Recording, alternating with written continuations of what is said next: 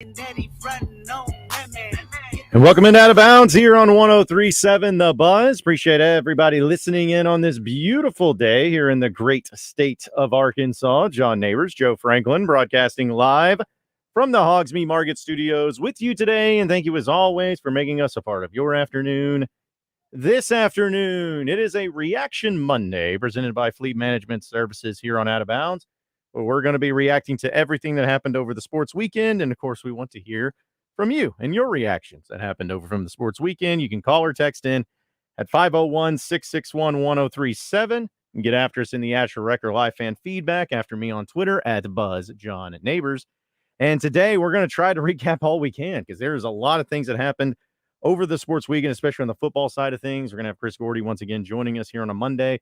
Talk to him about what he saw from the college landscape as well as the NFL landscape, and a lot of headlines, a lot of great games, a lot of interesting things that happened on both the college football and the NFL side, which we'll dive into, and we'll do some qualifying as well for our Arkansas-Texas A&M trip that's going to be happening this weekend, actually. So we'll keep you updated on that and how you can get qualified for that as well. But it's just like we do every single Monday, since it is Reaction Monday during the football season. We react to everything, but especially with the Razorback football team, where it wasn't as bad as what anyone thought, at least anyone on this show. I know I thought it was going to be worse than what it was. Some people felt like it may have been blowout city, but Arkansas didn't get the win. Doesn't matter. Still lost the game. Lost it 34-31.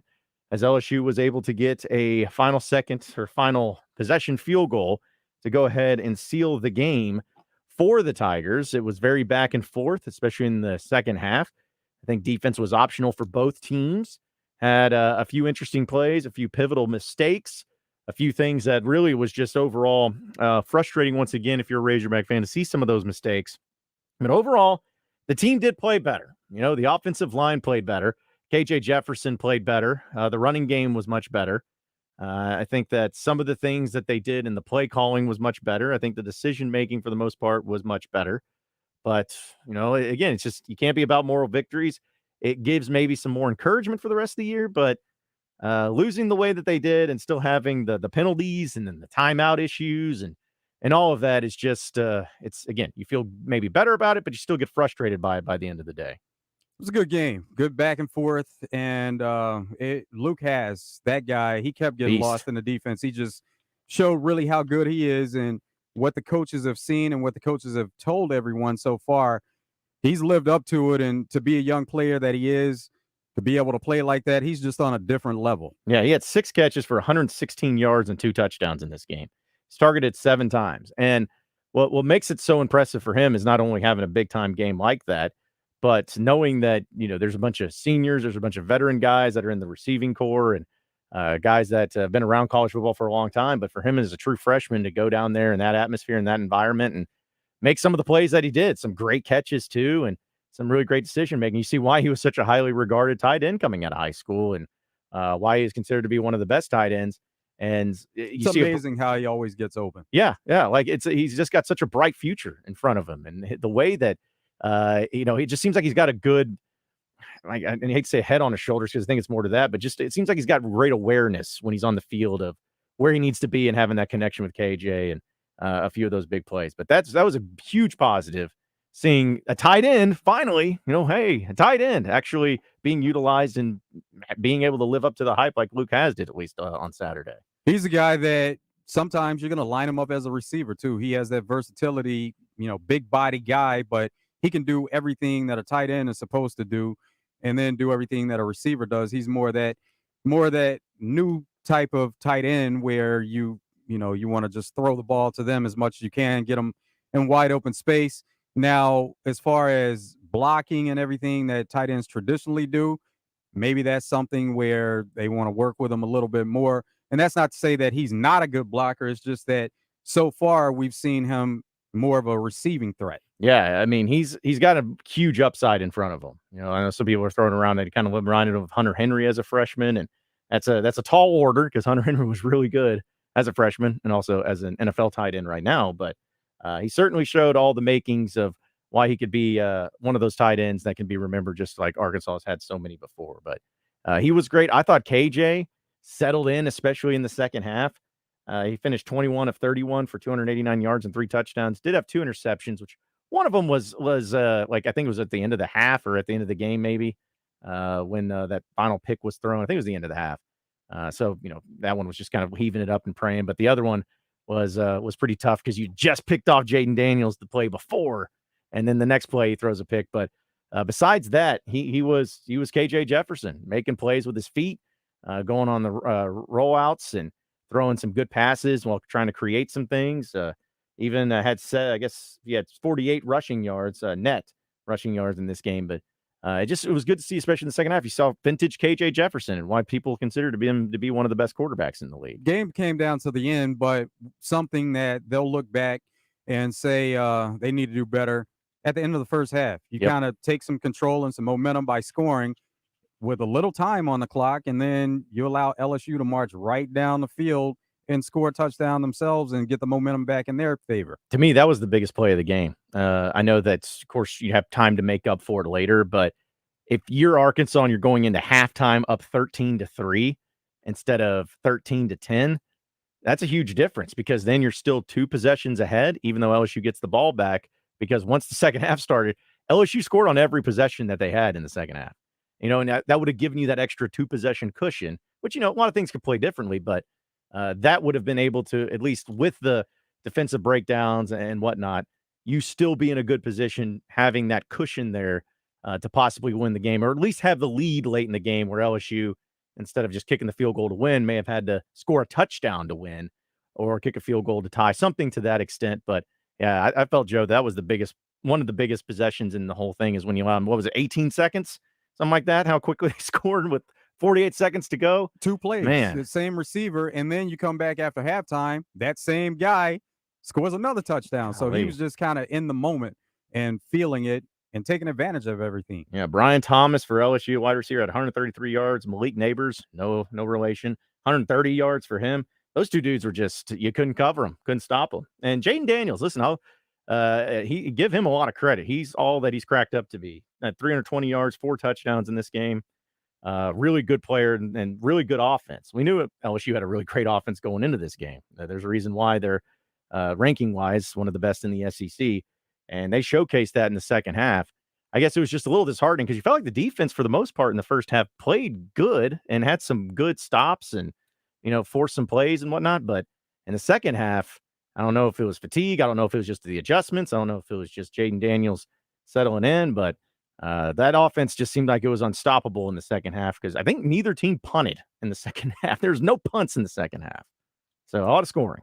Yeah, that's something that, you can look at it as a lapse in defense, but when it's going that way, you probably give more credit to the offenses, and especially on both sides. Yeah, because again, you have KJ Jefferson and Jaden Daniels, 2 of the best in the SEC, going at it, and it was all it cracked up to be as far as the hype and the excitement surrounding it. But still, Arkansas falls short just by, once again, 3 points for the 4th straight year that this game's decided. Now, that's really surprising that this game came down to that, and you get the same kind of result. Yeah, never would have guessed that. But still some things, though, that Arkansas is obviously going to have to work on and look forward to against Texas A&M.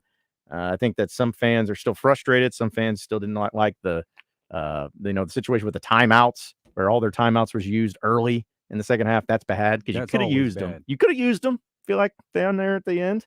So that was tough. Especially with the changing of the rules and how the clock runs. Now, it makes a huge difference in the college game where it probably didn't matter so much before. Yeah, you don't have the 2-minute warning to count on like you do in the NFL too. So it's like you got those timeouts are so extra valuable for that reason.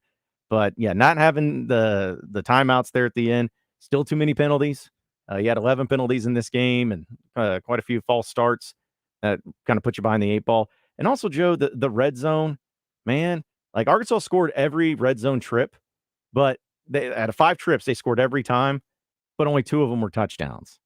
That's the thing that'll make you also, like, going up against a good team like LSU, you got points and that's great, but especially on that 1st and goal from the 8 or 1st and goal from the 5, you got to find ways to punch those in for touchdowns. You still got to find a way to do that. Well, the saying is you don't win games by kicking field goals. Sometimes you do, but in most cases you don't. And how about Max Fletcher on the fake field goal? And he's able to pick up a first down, and it was just a great call at the time. Oh, yeah, that was incredible, and I've never seen him or just a punter in general so hyped up, man. He was over there going crazy, which is a cool moment for him. It's like, how often is a punter gonna be involved with that? But I guess the sad part about it was that even though Arkansas went for the fake field goal, they still ended up settling for a field goal that ended up being further back than what it was originally due to some penalties and whatnot. So, but yeah, that was a really cool moment. I like the call, and I like the fact maybe that's the only way you can go for it on 4th and short is if you just fake a field goal. But you still got to get touchdowns, man. You still got to find a way to punch those short yardage, or at least for like red zone. Okay, but if you're within the 10-yard line and it's first down, first and goal, you got to find a way to get those for touchdowns no matter what. And that's where you can look to say LSU won the game because they were scoring touchdowns. Arkansas is kicking field goals. Yep, and that was one of the biggest differences there too. Again, there was a lot of things that happened in this game that can be pointed to, and when you have a game that's this close and this much going back and forth, there's going to be a lot. Because even what was it? I think it was the second to last possession Arkansas had, where man that ball got batted down from KJ, where it looked like Luke has wide open in the middle of the field, and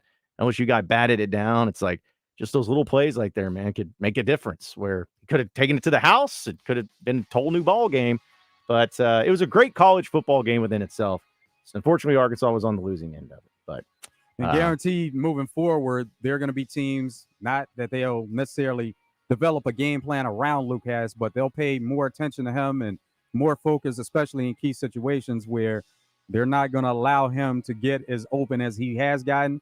They're going to try to put some help over the top on him. Now, he's a guy that can find the open spots still, and especially if a team is running some zone defense, but they're going to start to focus on him a little bit more because the film is out now. Oh, yeah. There's no longer an unknown commodity, that's for sure. But it's a Reaction Monday here on Fleet, presented by Fleet Management Services here on Out of Bounds. What do you think of the game? Does it make you feel more encouraged? Do you feel the same way after the LSU loss? Let us know, 501-661-1037. We got a lot more Out of Bounds coming up next. Listen every Wednesday when RJ Hawk joins his old buddies on Morning Mayhem. Presented by Natural State Wholesale Flooring. See everything that Natural State Wholesale has to offer at naturalstatewholesale.com.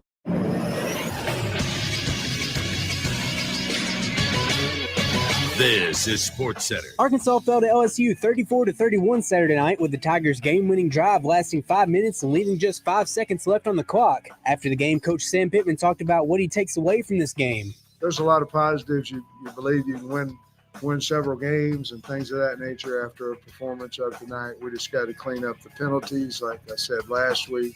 But the effort has always been there this year. Arkansas will now turn their attention to Texas A&M in Arlington. Kickoff for that game is set for 11 a.m. The Dallas Cowboys fell to the Cardinals 28-16 to give Arizona their first win. The Cowboys committed 13 penalties in the game that set them back 107 yards. Next up for Dallas, they'll host the 1-2 New England Patriots. And there's a doubleheader on Monday Night Football again this week. First up, the Eagles will take on the Buccaneers on ABC at 6:15. Then the Rams will face the Bengals at 7:15 on ESPN.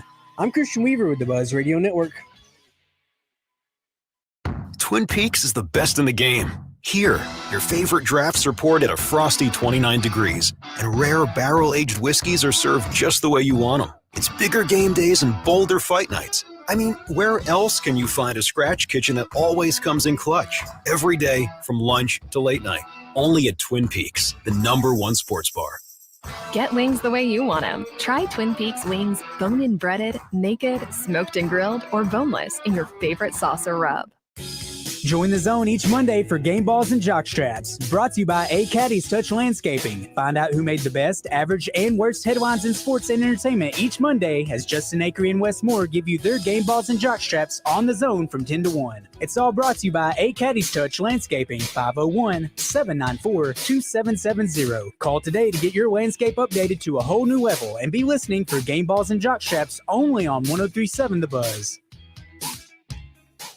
Listen for NFL Hall of Fame referee Walt Coleman Wednesdays during Morning Mayhem, presented by Sigma Supply Packaging Products. Schedule a free waste audit analysis with Sigma Supply's sales manager, David Breitenberg, and see if automation is a solution to your production line issues. Online at sigmasupply.com. If you're not using Sigma Supply, you got low-grade product, man.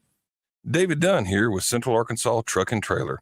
We're the area's largest and highest-rated independent diesel repair facility for all makes and models. from transmissions and brakes to suspensions and engine repair. If you're tired of high dealership prices and long wait times, come see what family-owned and locally operated really means. Expert technicians and the latest computer diagnostics will get your equipment back on the road fast. Take the England exit on I-440 to Central Arkansas Truck and Trailer, 568-2185. That's Central Arkansas Truck and Trailer. Built upon a solid foundation of cast iron and steel, the Kubota LO1 series is part of the tractor lineup rated #1 in durability and owner experience. They feature powerful Kubota diesel engines and easy operation. The durable Kubota LO1 series. Talk to your local Kubota dealer today to schedule a demo. Work smarter, not harder with River Valley Tractor. Go to KubotaUSA.com for full disclaimer. River Valley Tractor, closer than you think. 1037 The Buzz is heading to Arlington, Texas to bring you live coverage of the 2023 Southwest Classic. You can join the guys at Boomer Jack's Grill and Bar for your pre- and post-game celebrations. Southwest Classic coverage on 1037 The Buzz is brought to you by Kaufman by Design West, Gwatney Chevrolet, Gwatney Buick GMC, R-Care, Red River Ford, Genesis of Conway, Lion Legal, Bell Chevrolet, Malvern National Bank, Blackman Auctions, Parker Cadillac, and Arkansas Scholarship Lottery. Justin Anker reminding you that CertaPro Painters is here to help you as we transition from summer into fall. And if you're thinking about doing something to the outside of your home, maybe it's long overdue, CertaPro Painters is here to help. Have them come over, give you an estimate, and they can help walk you through the process of what it'll take to get it done. They can help you out with the color selection and everything else you need to get the job done right. Each CertaPro Painters business is independently owned and operated. Schedule your free estimate at CertaPro.com. That's Certa with a C. For your home, for your business, get your place looking right with the help of my friends at CertaPro Painters. Get only the best customer service and the best selection of meats at Hoggs Meat Market, where they have sliced boar head deli meats and cheeses. Hoggs Meat Market, the steak people. You're listening to Out of Bounds with John Nabors and Joe Franklin. Third down, here comes LSU. KJ, flush, rolling right, keeps his eyes downfield, throwing deep, got Has at the 20, to the 15, to the 10, 5, touchdown Arkansas. There's your play. 59 yards to Lucas. On 103.7 The Buzz.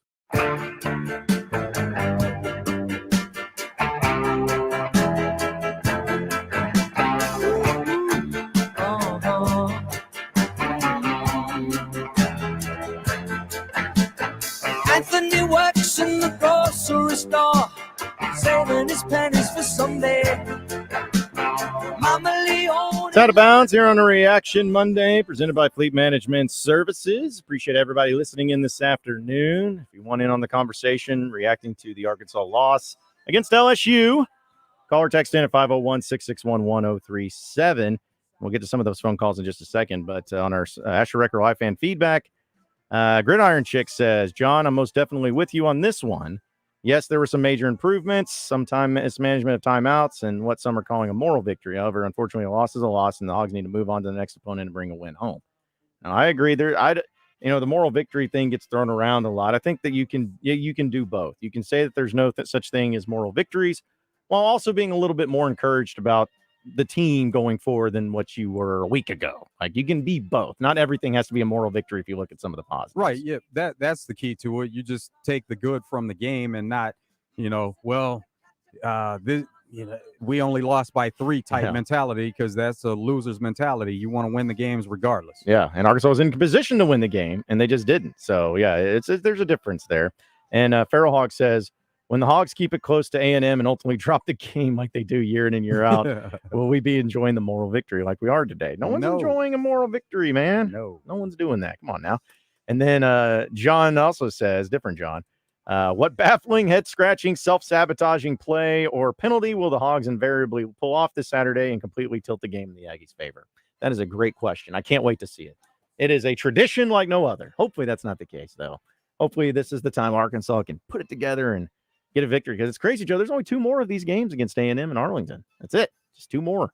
After that goes back to their home and home, which is what it needs to be. But a long time until then. Yeah. I mean, it's only 2 games, but we're talking about 2 years. So in 2 years from now, we'll see how everything takes effect. Yeah, you started off winning the first 3, end it by winning the last 2. Do it something like that. Don't go out to where you went was it? Well, I guess if you add up the years, like 15 years or whatever, and you end up only winning 4 times down there. And then Bobby Petrino, who's on the other side, had a lot to do with that, those wins to begin the series. Yeah, and if they end up winning this weekend, it'll probably be because Bobby Petrino also had a lot to do with it. But we'll do our previewing of the A&M game later this week, too, because I know we'll have a lot of fun down there in Arlington. But let's go to the phone lines and get to Brent, who's in Stuttgart. What's up, Brent?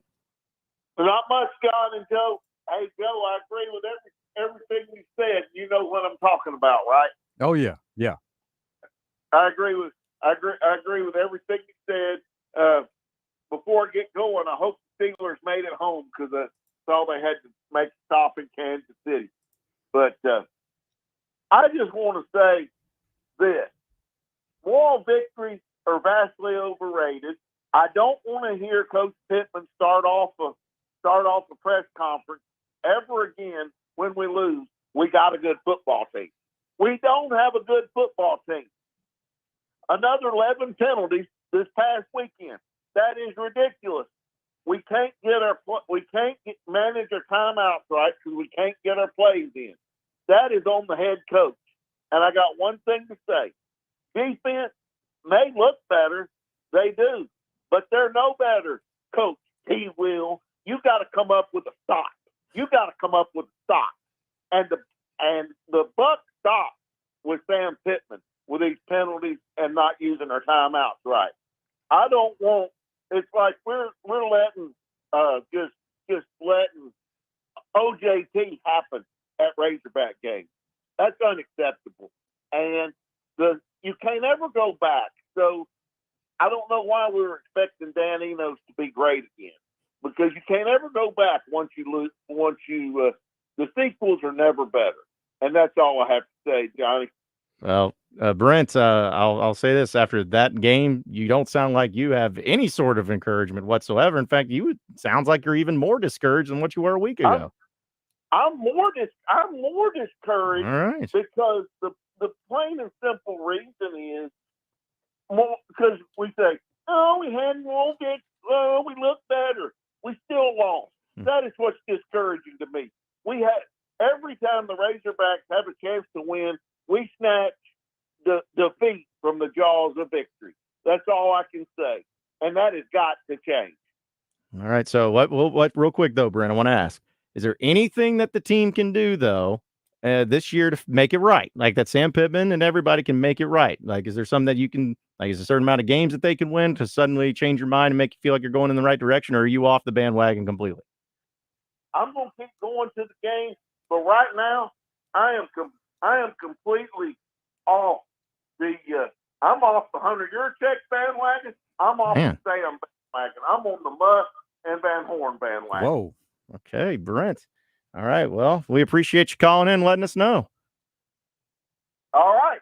All right. That's what makes America great. I can say my piece. That's right. That's right. We appreciate it, Brent. So look at that. Brent is all the way off. He's not even going out off the AD. Like, he's done with Yurchek and everything too. So, I mean, I'm not going to hate on him for it or anything, because everybody's got entitled to their own opinion. But yeah, I mean, that was kind of the frustrating thing though with some of those times in that game. The timeout mismanagement, that can't happen. That just can't happen. That's the stuff that's just going to end up biting you in the rear end, like this did. It was actually what happened with this deal. Let's go to Woody in Gum Springs. What's up, Woody? Hey, I'm not that bad, but what I don't understand is we know what KJ is and what kind of player he is. This Saturday was the first time I really seen a game, other than maybe the last part of the BYU game, that we used KJ like that. And I think we should have done it all year long. We got a capable backup, and I think we could be at least 3-1 right now if we would have. And as far as those penalties, I used to coach a Pee Wee football team, and we had 2 offsides penalties or procedure penalties in the whole year on a 4th through 6th grade team. Because when I coached it, I really emphasized that. That's the way in Pee Wee you thought you could get some easy stuff. We had 4 in one half on a college team that's supposed to be a top-tier college team. That I don't understand, and I agree with you guys. I can't understand the timeouts. But and I am going to say I'm not a moral victory guy. I'm disappointed we lost, and I hate the way we lost. And I have to say it was coaching and really, KJ called a timeout when he instead of getting a delay a game, So that I don't understand. I'll hang up and listen, guys. Yeah, I appreciate it, Woody. Thanks for calling in. Yeah, I think the deal with the timeouts, as Coach Pittman explained it, even in today's press conference, was just something that they got to work on getting the plays in faster and getting everybody set faster. And when that doesn't happen, you see the issues that arose from it and having to take those timeouts. So it wasn't just, was it on Enos or was it on KJ or was it on Pittman? Like, who was it? I mean, I know ultimately it's going to be on Sam Pittman because he's the head coach, but that's the type of stuff that just you don't understand. Like, how does that type of thing happen? But again, if you want to look at it from maybe the silver lining type of thing, which some of you do and some of you don't, and that's fine. But at least the issues that Arkansas has had, I feel like still it's fixable issues. You just got to actually fix them. Like, that's the thing. Is like the timeouts, the penalties and stuff, that's fixable stuff, but you just got to fix them. You got to do it. Yeah, you have to. And if it doesn't get solved, then it can continue to be a problem. Yeah. And it has been a problem so far, but it's great that they were in the game, and I applaud the effort that they had too. I mean, for what that's worth, is they didn't roll over and die after the BYU game. They came out fighting, but at the end of the day, you still got to get the win. You still got to go on the road, and you still got to get the win. Let's go to Rebecca's in Hot Springs. What's up, Rebecca? First of all, yes, they improve. I hope they continue to build on this improvement. I hope they find a better way to cover receivers, because Malik Nabors reminded me of watching Devontae Adams last night. Both of them were open all night long. So I hope they get that fixed. And Joe, I was thinking of you last night. I was rooting for your team. I'm so glad they won. Ro, I was thinking of you also. How about those Chiefs? Y'all have a great day. Bye. I appreciate it, Rebecca. Now, that was exactly what was expected as far as the Chiefs go, though. But, wins, you have to be able to celebrate them and keep building on them. So we know that Rebecca is going to do that every time. Every time they get that dub, she's going to celebrate it. Was that the Chiefs actually win? I couldn't tell because all I kept seeing was just Taylor Swift the entire time. That her in the stands. Oh, that was a big deal that she was at the game. Like it's not to turn into that, but man, I've just never seen anything like it. Like, it's just she's at the game and everything is turned to that. Like, every player was asked, the coaches were asked. Like, even Bill Belichick wasn't even involved in the game and he was asked about it. Like, it was absurd. And now suddenly you got a bunch of Swifties that are coming out, I guess, and trying to be Chiefs fans and trying to understand stuff, but which was just so funny to see the reaction and everything. So she's big time. She's big time. She's one of the biggest stars in the world right now. And she has this tour that is really successful. And for her to take time away from what she has going on to go to a game, of course, is always going to be a headline. And then especially when the headline is she's either dating or really good friends with star player on the team. Mm-hmm. And Travis Kelce, give him credit. He stuck with it. I saw a video from before that talk about him and his crush, growing up, and someone made the joke about it being Taylor Swift, and then he talked about trying to get, what was it? He tried to get to her at a concert, something. He tried to give her a bracelet. That's a thing where at her concerts, people try to get bracelets to her. Because where was she recently? She was somewhere recently, and when she was at the VMAs, and NSYNC presented her with the award that she won. They didn't necessarily know that she was going to win, but they had a good idea that maybe she would. Lance Bass, as soon as she turned to get the trophy, he handed her some friendship bracelets. Yeah, I wonder how many bracelets she has. Lots, like thousands. Probably got a whole house dedicated to him with the attention that she brought to it. It was wild. It was absolutely wild. The cutaways and the discussions and everything there with Kansas City. But okay, kudos to old Travis Kelce, man. Keeping it in line and keeping it going. Let's go to BB in Little Rock. What's up, BB? Good afternoon, man. Good afternoon. Hey, pretty day, a little warm, but pretty.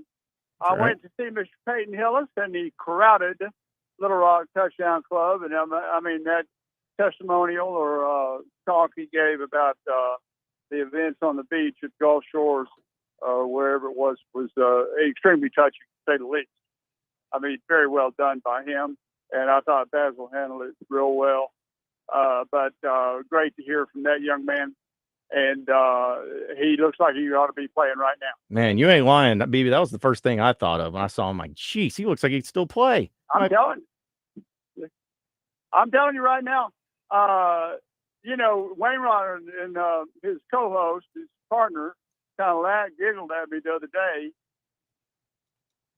when we were having a discussion about the Razorbacks on their show.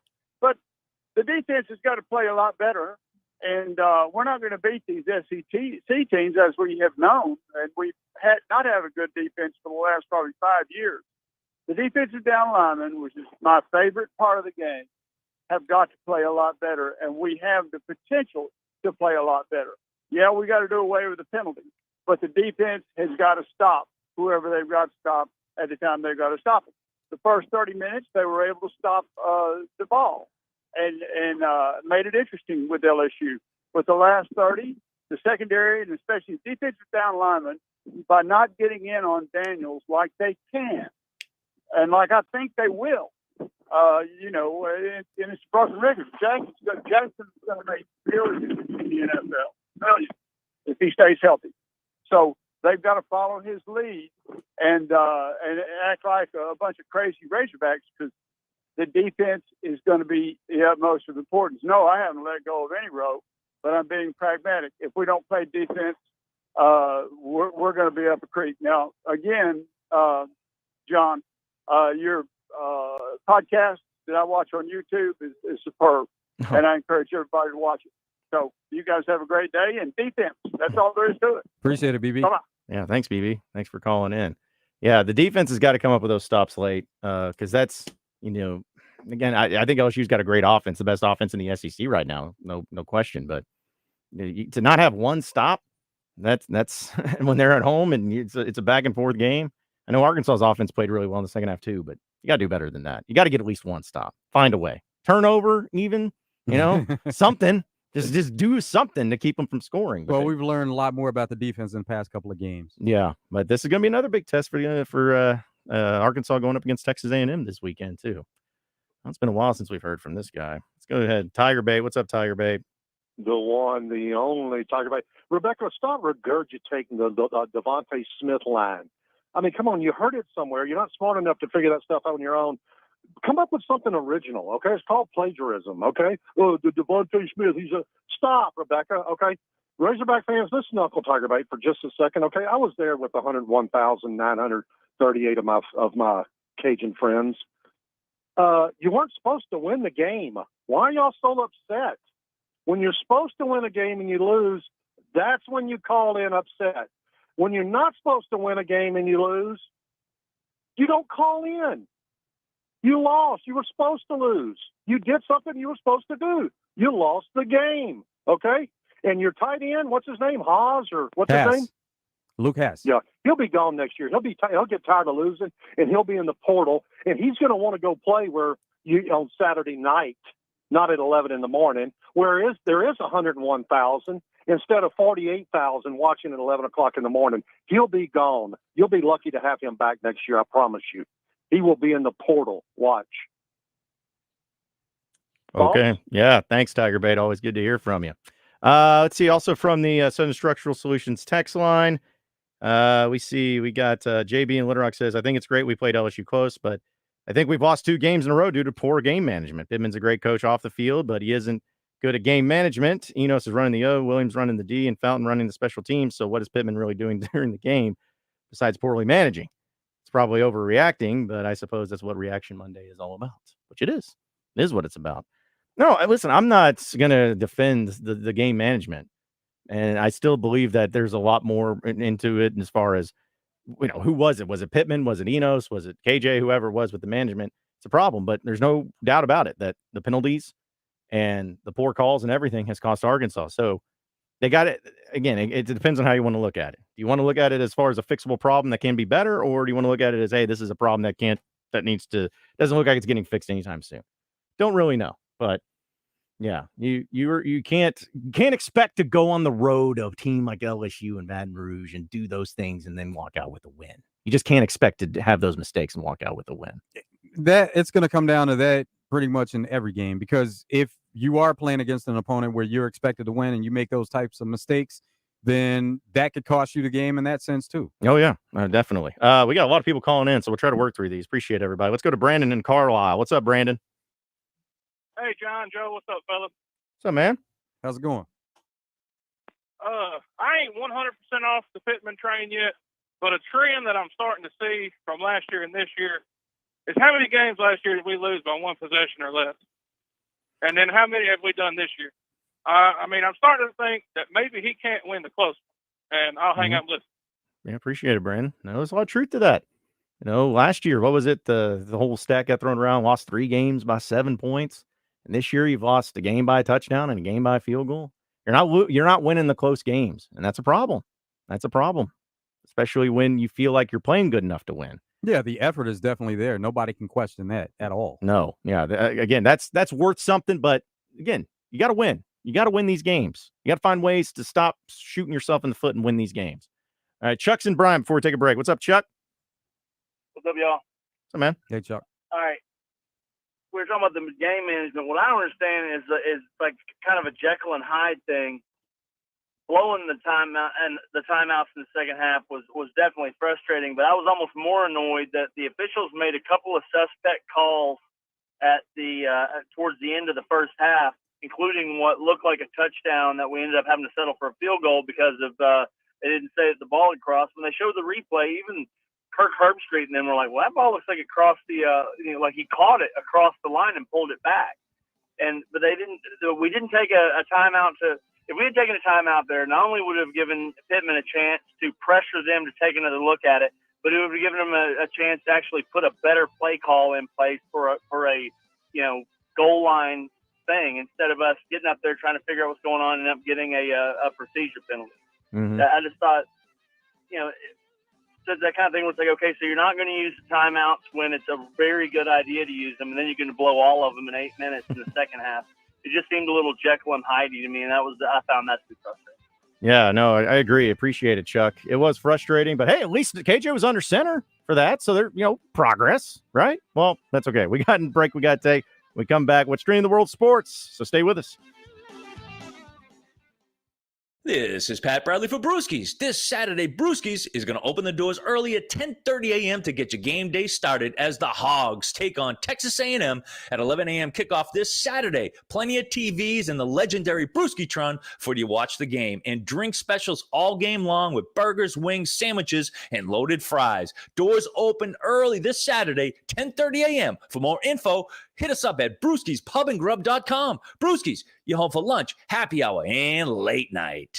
Are you a fan or are you the ultimate fan? Play the Alon DK Ultimate Sports Fan Package Sweepstakes for a chance to prove you're the world's greatest armchair quarterback, all from the comfort of your own home theater. Visit an Alon DK near you to enter for a chance to build your own home theater with a $5,000 Best Buy gift card plus a YouTube TV gift card. Your ticket to streaming your favorite games this season. Visit an Alon or DK today and score big. No purchase necessary. 18 or older. Message and data rates may apply. For official rules, eligibility, terms and conditions, and privacy policy, visit myalon.com/ultimate sports fan sweeps. Allow us to introduce ourselves. We are Big O Tires. However, we might as well go by Big O Tires, alignments, batteries, brakes, oil changes, suspensions, and free visual inspection upon arrival, because we do all that and more. But that name seems a little long and it won't fit on our sign. Now at Big O Tires in Conway and Cabot, take $100 off select sets of tires. That's right, save $100 right now off select sets of tires and get tires, service, and straight talk at Big O Tires. The Bud Light Little Blue Book is back on Drive Time Sports. Each Thursday at 4, Randy will open the Bud Light Little Blue Book, giving you a chance to call in and give your predictions like a pro. You can also submit your predictions on live fan feedback and the Buzz text line. Just give Randy the correct final score for the upcoming Razorback football game and the tiebreaker, and you win money, courtesy of Bud Light. It's the Bud Light Little Blue Book only on Thursday nights on 103.7 The Buzz. For a full list of rules, visit 1037thebuzz.com. Finding great candidates to hire can be like, well, trying to find a needle in a haystack. Sure, you can post your job to some job board, but then all you can do is hope the right person comes along, which is why you should try ZipRecruiter for free at ZipRecruiter.com/free. ZipRecruiter doesn't depend on candidates finding you. Its powerful technology identifies people with the right experience and actively invites them to apply to your job. You get qualified candidates fast. So while other companies might deliver a lot of hay, ZipRecruiter finds you what you're looking for. The needle in the haystack. 4 out of 5 employers who post a job on ZipRecruiter get a quality candidate through the site within the first day. ZipRecruiter, the smartest way to hire. And right now, you can try ZipRecruiter for free. That's right, free. Just go to this exclusive web address, ZipRecruiter.com/free. That's ZipRecruiter.com/free. ZipRecruiter.com/free.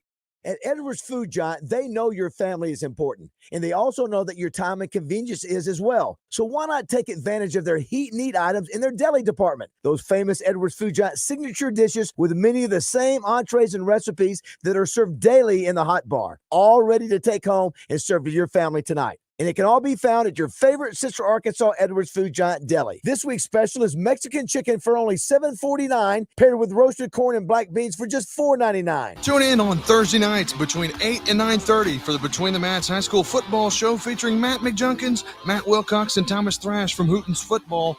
You'll hear coaches' interviews, weekly top 10s, players of the week, and the fan interactive Pick'em Challenge.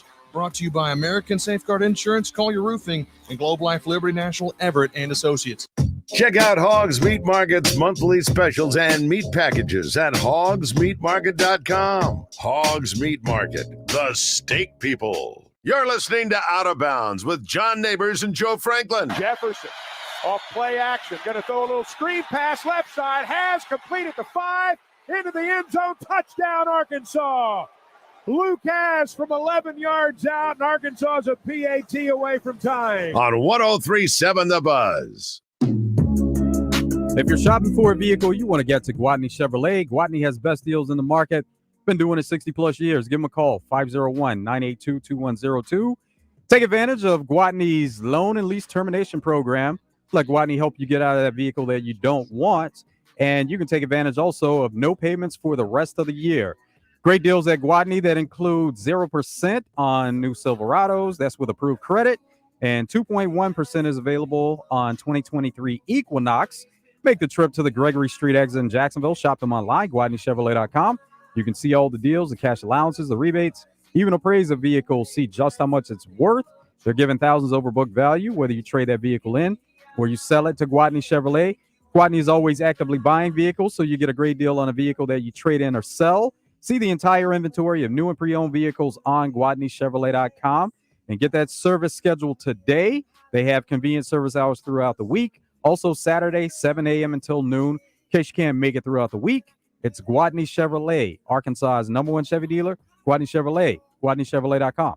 Is a Reaction Monday presented by Fleet Management Services, and we'll have what's trending in the world of sports in just a second. But before we do that, let's squeeze Matt and Little Rock in here. Hey, Matt, how's it going? Hey, fellas, how are y'all? Doing good. What's up, Matt?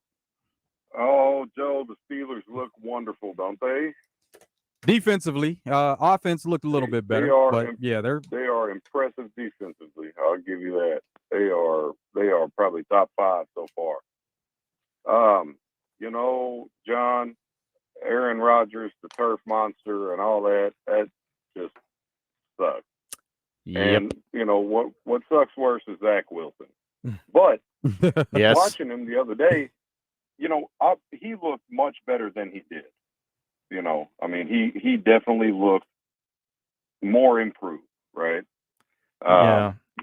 What I am not happy with is watching the Raiders last night. I couldn't believe I was watching the Raiders anyway. But watching the Raiders, Derek Carr was a blessing for us for a good eight seasons or so.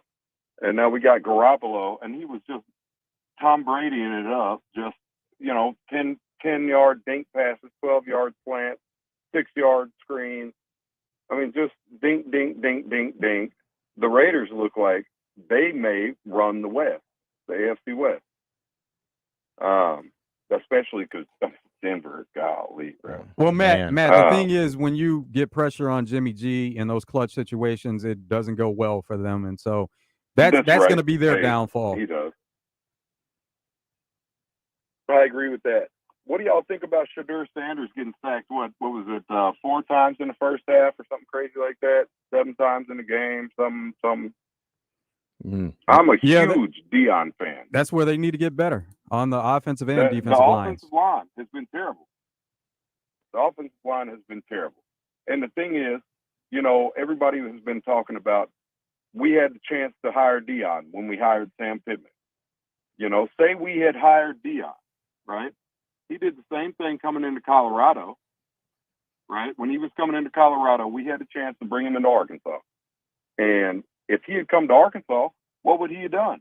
He'd have cut 70 players, just like he did at Colorado. And I think we still would have been in a terrible offensive line position. But we would have had a coach with the energy and the attractiveness to bring people to whatever school he's at. And, you know, I like Sam Pittman a lot. But you know what? For a guy that was an offensive line specialist, he's been here, 4 years? This is his fourth year now. Mm-hmm. Our offensive line has looked.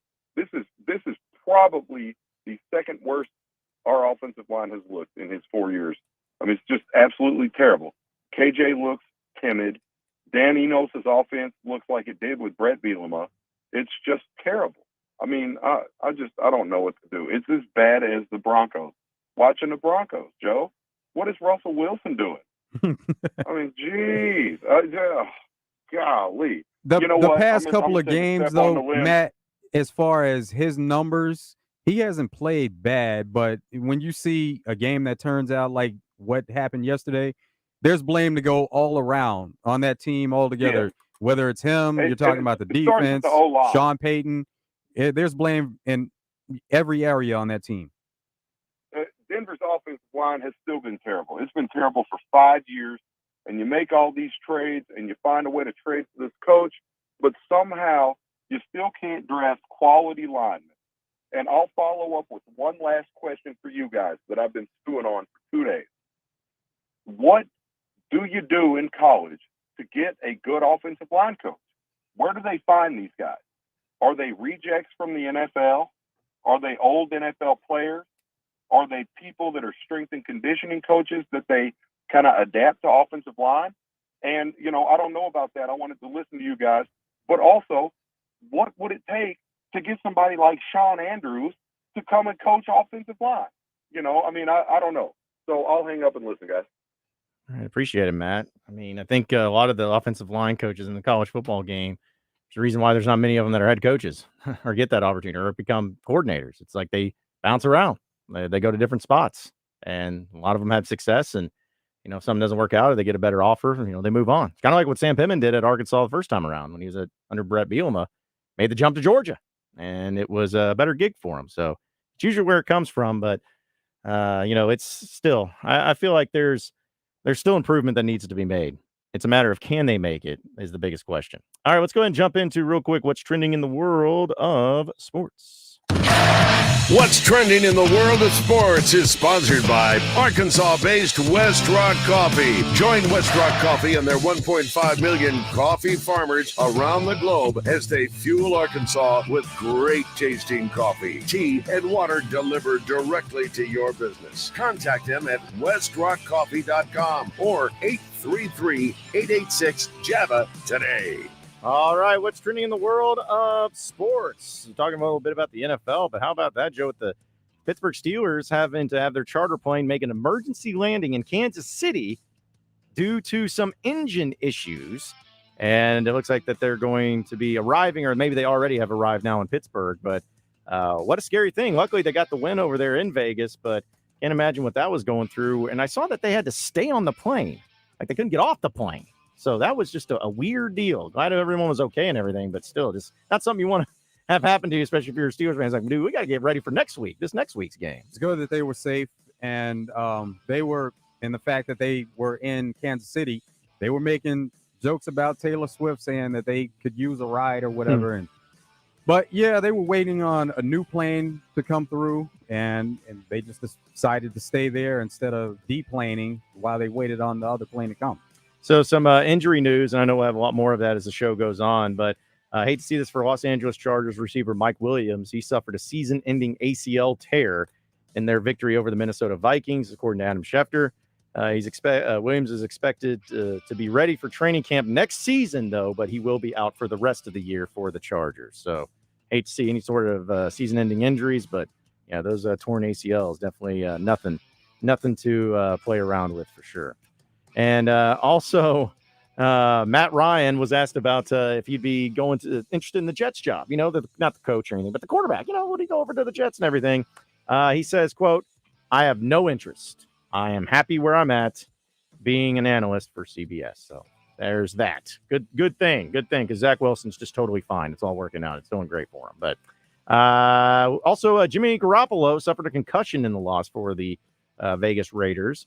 So they're taking a look at him and going through protocol and everything. And no one's yet to talk to the quarterback as far as the extent of it, but it's definitely something to be monitoring out there as well. But we'll have more headlines and more stories to come through. It is Reaction Monday, presented by Fleet Management Services. We will take commercial break. When we come back after the top of the hour update, we will get into the best and worst of the weekend, as well as more of your phone calls and text messages. So you better stay with us here on Out of Bounds.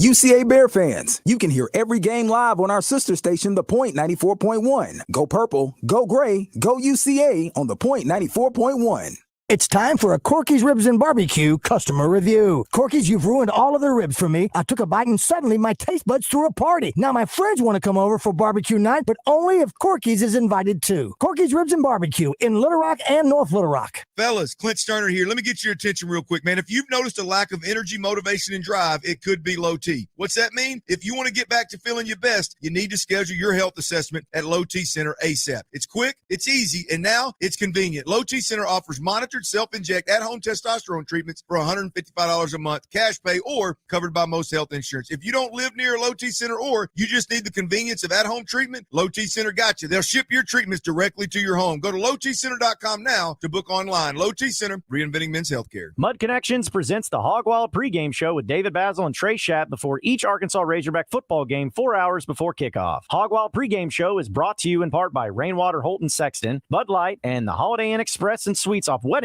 and Fayetteville. 1037 The Buzz, your exclusive Razorback headquarters in Central Arkansas. KBZ Little Rock. Buzz News with Channel 7's Cassandra Webb. The city of Little Rock will host a free concert this evening in honor of the Little Rock Nine, commemorating the 66th anniversary of Central High's desegregation. The show will feature the No Tears Project Ensemble, a jazz-inspired collective of musicians, dancers, and spoken word artists. Several members of the Little Rock Nine are expected to be there this evening. It's tonight at 6:30 at the Robinson Theater in downtown Little Rock. Seating will be limited and available on a first-come, first-served basis. Sunday was National Day of Remembrance for Murder Victims. The Arkansas State Capitol hosted the Day of Remembrance for those who have lost loved ones due to violence. Law enforcement officers and survivors spoke at the event, some victims choosing to share the impact of violent crime and their own personal stories of violence. Central Arkansas Chapter of Parents of Murdered Children gives emotional support for those who have lost someone to violence. They also offer a 24-hour crisis hotline with support group meetings. From the Channel 7 Newsroom, I'm Cassandra Webb. Hi, I'm Trey Reed from the Arkansas Game and Fish Commission, inviting you to join me every Wednesday morning for the latest news from the great outdoors. It's brought to you by Arts Marine in North Little Rock, now under new ownership, but with the same familiar faces and incredible service you've known for years, plus the area's best selection of boating parts and supplies. Weather from the Fletcher Weather Center with Channel 7's Melinda Mayo. Another chance of scattered rain and thunderstorms today, mainly early in the day and favoring South Arkansas. Partly cloudy to mostly sunny for the afternoon at a high around 85. Tonight's low drops down to 66. From the Channel 7 Weather Center, I'm meteorologist Melinda Mayo. Fletcher Dodge wants to buy your car. We'll buy any make or model, and we'll pay you more than anyone else. Please turn your old car into cash at Fletcher Dodge in Sherwood. Edgar Award-winning author and Arkansas native E.Y. Craner joins the zone every Tuesday courtesy of Jackalope Cycling. Jackalope Cycling in Russellville is there with bike rentals and service, camping gear, fishing accessories, whatever gets you excited about the outdoors. E.Y. Craner Tuesday in the Zone, brought to you by Jackalope Cycling. Check them out online at jackalopecycling.com. Tune in to hear what the Head Hog has to say each Wednesday with the Sam Pittman Show, brought to you by Chris Crane Hyundai of Conway, Arkansas's #1 Hyundai dealer. In a world of inflated car payments and sky-high interest, Guadney Buick GMC next to Sam's in North Little Rock is taking their inventory to the nines. Call 501-945-4444. Get Sierra 1500 with the 5.3 V8 engine at just 0.9%. Plus, Guadney will double down with an additional $3,250 off when trading in a 2009 or newer vehicle. Guadney Buick GMC hasn't left out SUVs. Get 2023 GMC Terrain at just 1.9%, or 2024 Buick Encore GX at just 2.9%. And if you haven't noticed, the holidays are coming, so why not get all the way to 2024 with no payments for the rest of the year? Guadney Buick GMC, 5700 Landers Road in North Little Rock. Call 501-945-4444. Guadney Buick GMC.com. GMC, we are professional grade. All offers with approved credit. Guadney for Buick, Guadney for GMC, Guadney for life. Stacked Commercial Truck and Trailer has 5 service trucks available, providing you on-site service to get you back on the road. If that doesn't do it, Stacked has a new state-of-the-art 13-bay shop for service and repair on all Class A trucks, trailers, RVs, light and medium-duty commercial vehicles, tires, brakes, AC, engine repair, transmissions, differentials, and driveline repair. Stacked Commercial Truck and Trailer Repair. Get Stacked. 2 miles off 530 exit 34 in Whitehall. Hi, I'm Rick Pennington of Lions Drug. We have great news. Generic Cialis is now available at a huge savings. We have Tadalafil, the FDA-approved generic of Cialis, in a 20-milligram tablet at a savings of up to 80%. We have the 5-milligram daily tablets for less than $3 a pill. Lions Drug continues to be your go-to pharmacy for men's health. What are you waiting for? Call us today at 844-676-2247 or go to our website at lionsdrug.com.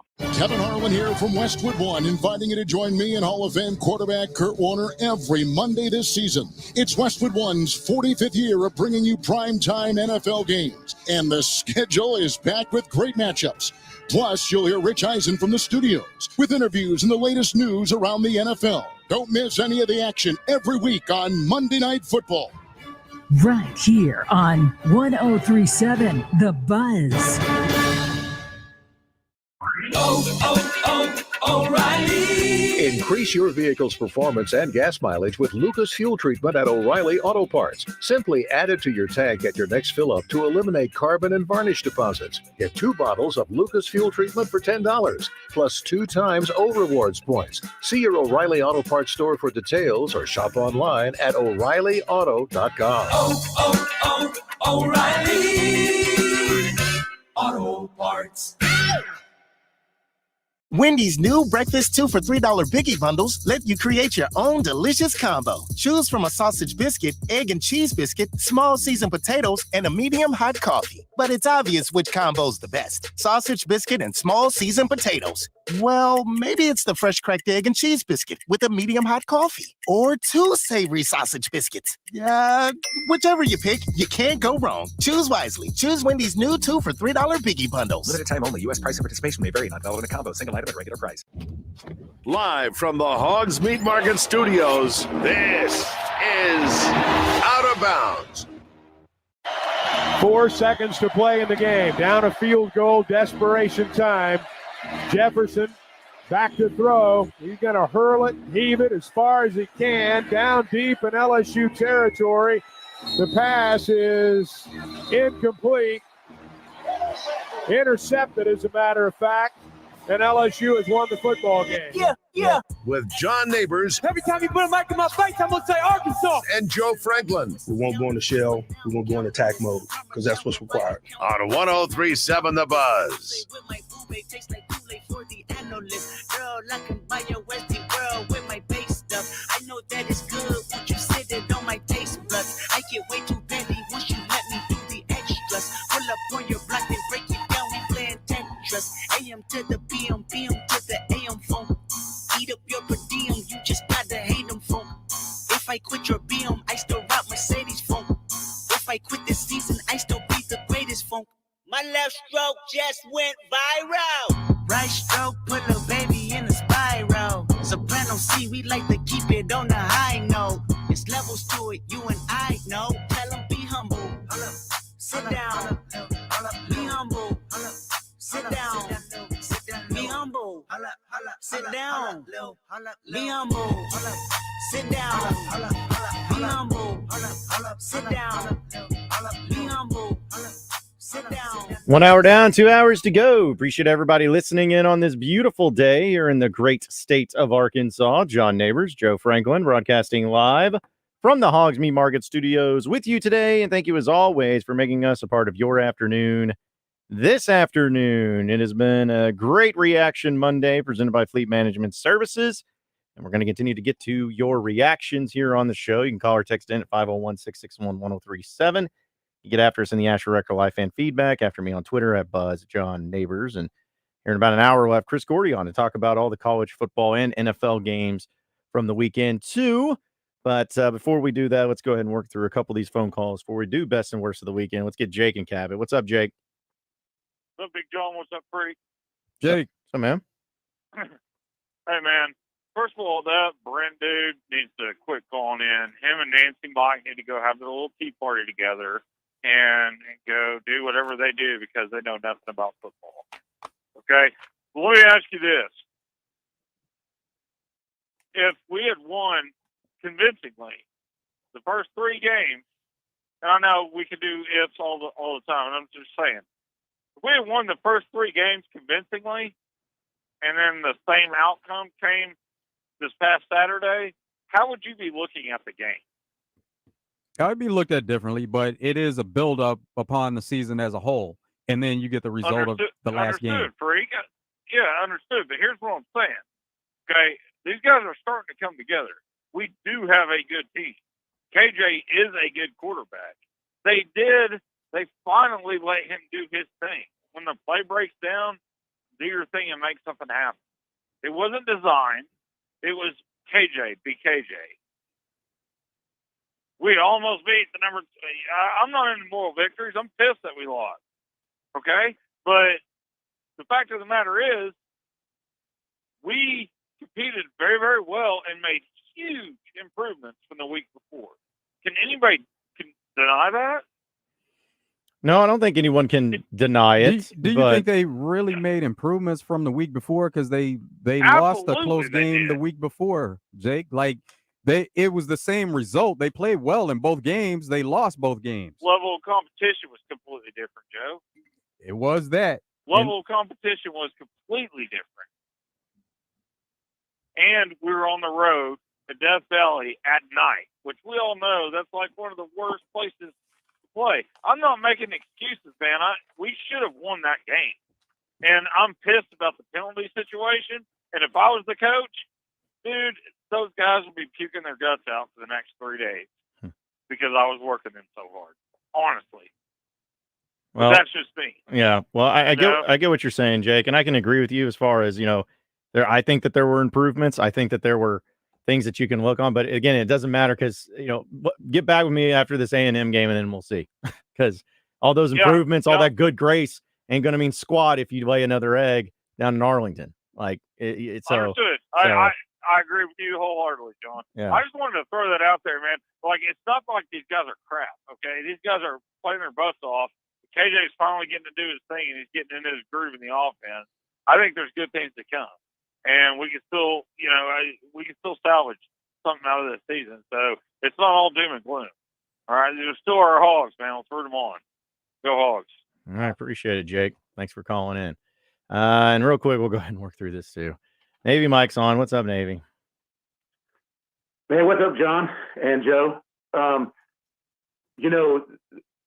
We've seen it before where, like the stumble fumble in 98, where you can put so much effort and emotion into a game, and then they should have been playing with this kind of effort the whole time. I'm not saying that, but they put a whole lot into this game, and to not come out away with a win, that can turn into an emotional and adrenaline letdown the very next week, and one loss turns into two.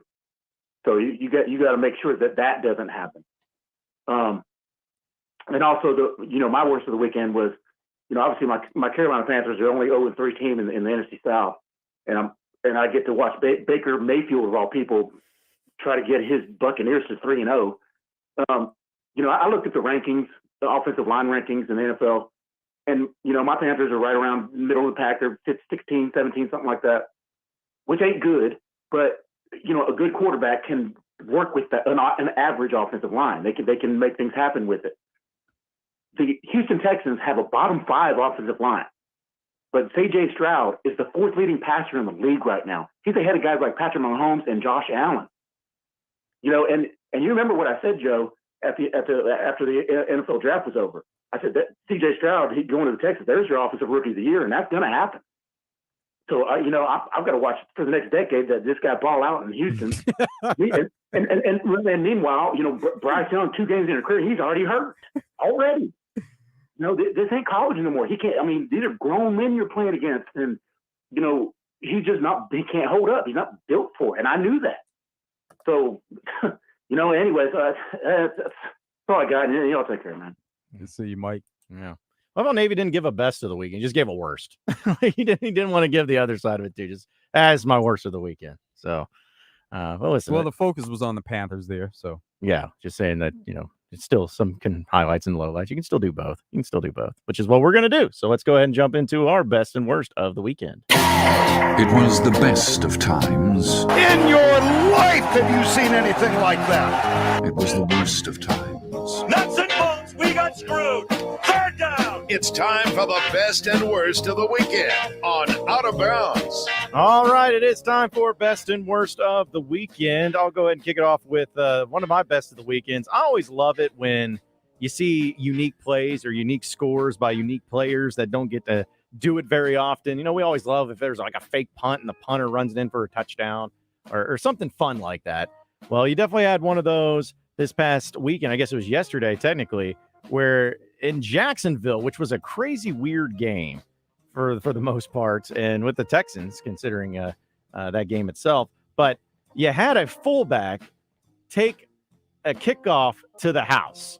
Like, it's a guy that normally doesn't have any opportunities like most people would, and maybe there's some issues there where maybe it's just he's trying to make the team, whatever it is.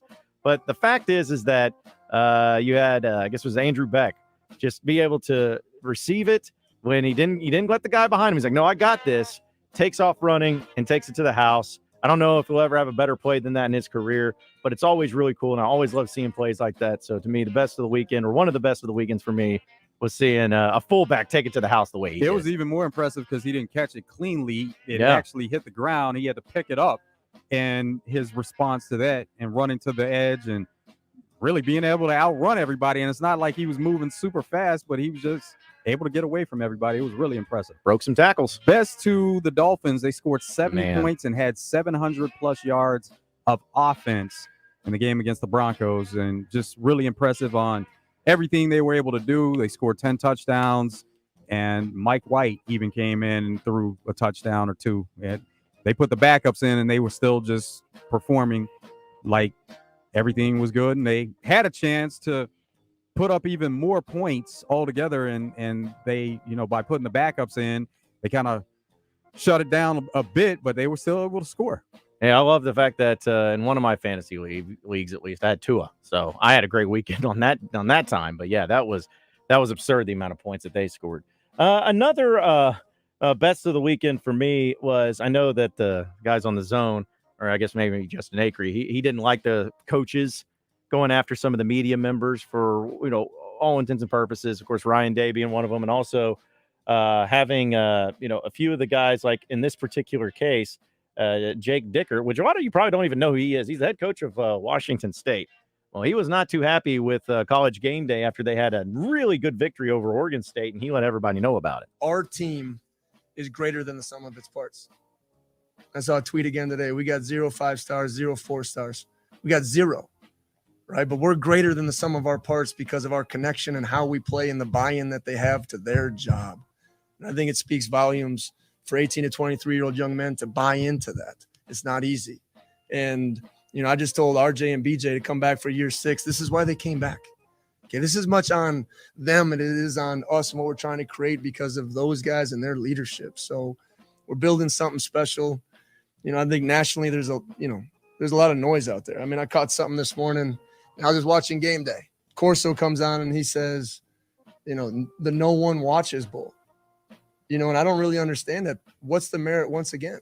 Because the facts say people watch the Cougs, and the people watch the Cougs more than every team that's left over in the Big 12. Okay, so Coach Corso, he's at the point now where they give him the sheet and he reads off of it and they try to make a joke, but it didn't even make sense. Okay, it's well documented what ESPN has done to try to, get our league into where it's at. And I would love to have a conversation with Coach Corso about the value that he sees in breaking up the premier West Coast Conference. Okay, and I'd also love to have a conversation with Coach Corso about how he thinks, student athletes and mental health and flying them all over the country is a positive thing. I'm open to those conversations. So that's what he had to say, and I think that there's a lot of merit to what he has to say, and also get that, hey, you're Washington State, you're not going to get the respect. Everyone's kind of laughing at you. Oh, no one wanted you. So I get him kind of coming out and firing a little bit because that's what he needs to do as a coach and stay motivated and show some respect to his team and what they're doing. But the other one, of course, was Ryan Day when he got after Lou Holtz of all people after their game. I'd like to know where Lou Holtz is right now. What he said about our team, I cannot believe. This is a tough team right here. We're proud to be from Ohio. It's always been Ohio against the world. And it'll continue to be Ohio against the world. But I'll tell you what, I love those kids, and we got a tough team. All right, Ryan Day, thank you. So here's my thing, and there's the difference is it. I like what Dickert had to say because of his situation he's in. But with Ryan Day, it's like, again, you find motivation wherever you want to find it. Like, dude, you're talking about Lou Holtz, who's like in his 80s now, and he was at a function that was like Notre Dame Pro, and he was like, yeah, we're going to win. Like, this is why. So, I mean, I guess you take your motivation wherever you're at, but he was fired up after the game.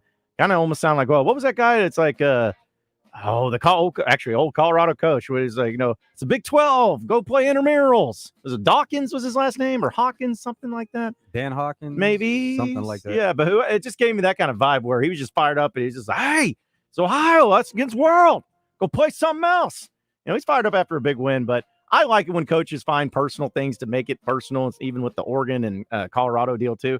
I actually like that. I think it's good for the sport. I think it's good for rivalries and it's good for the game. So kudos to them.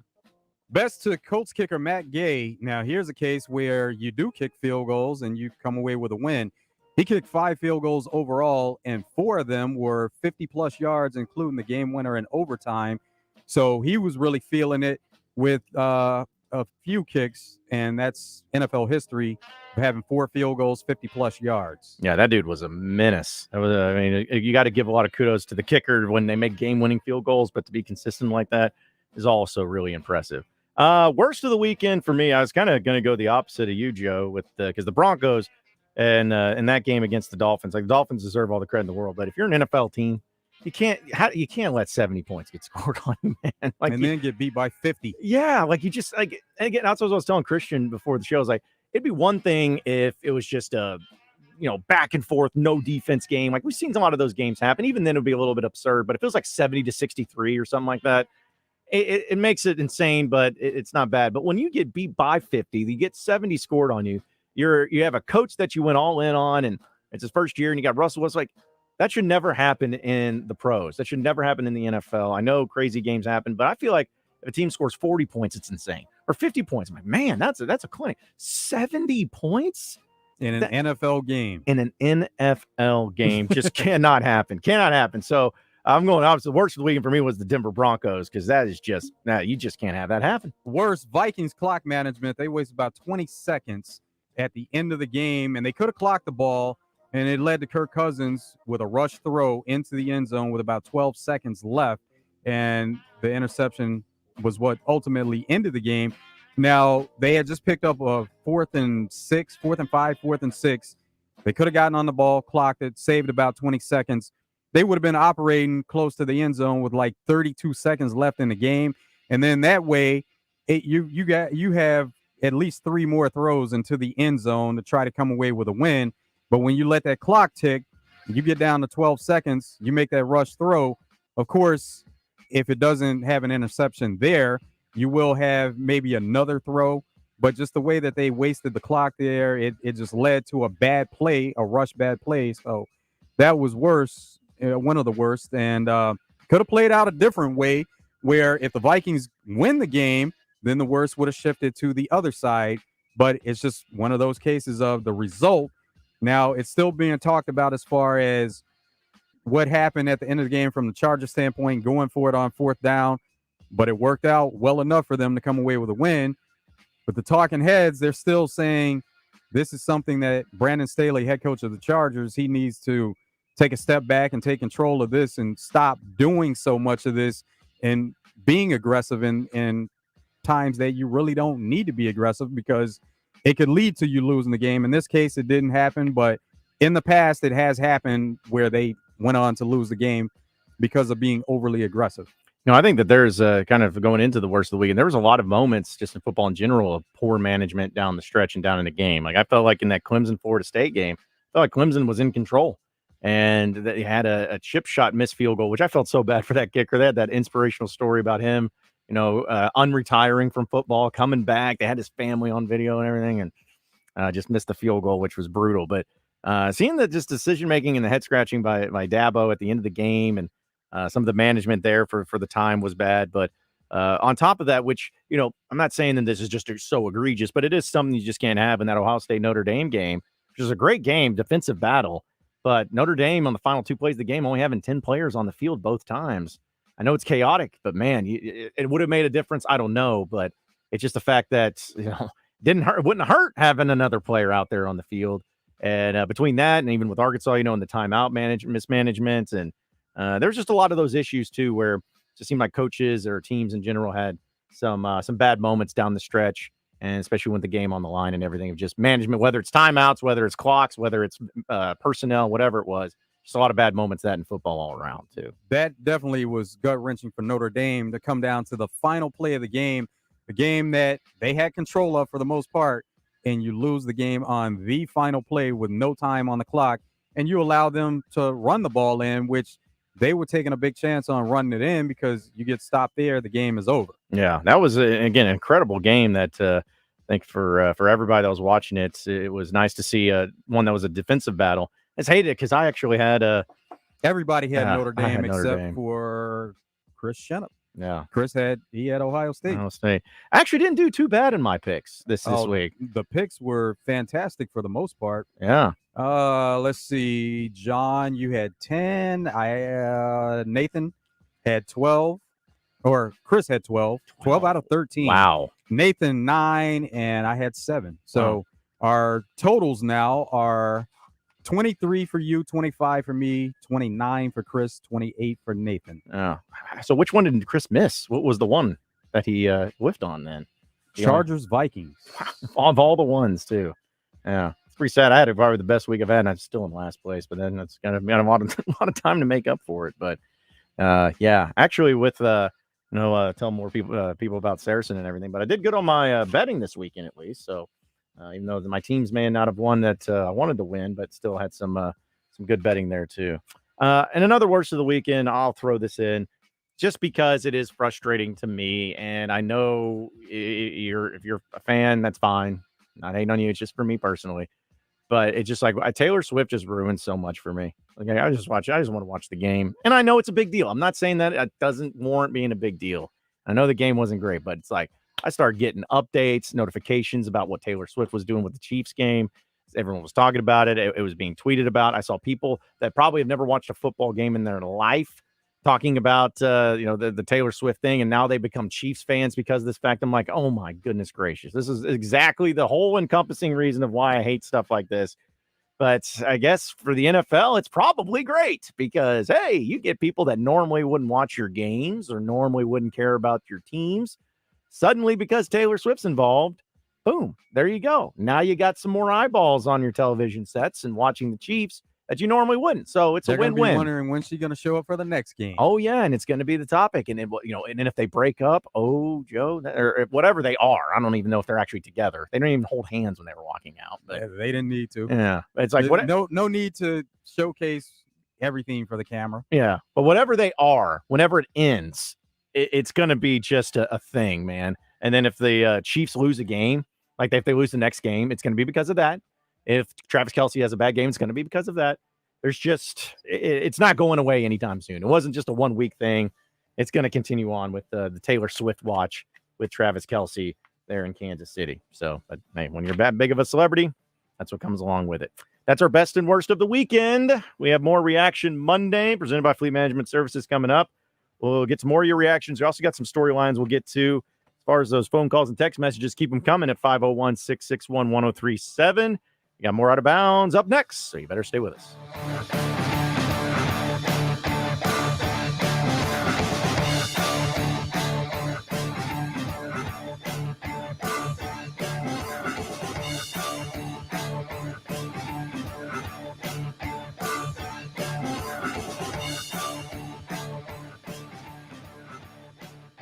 Tune in to hear what the head hog has to say each Wednesday with the Sam Pittman Show, brought to you by Chris Crane Hyundai of Conway, Arkansas's #1 Hyundai dealer.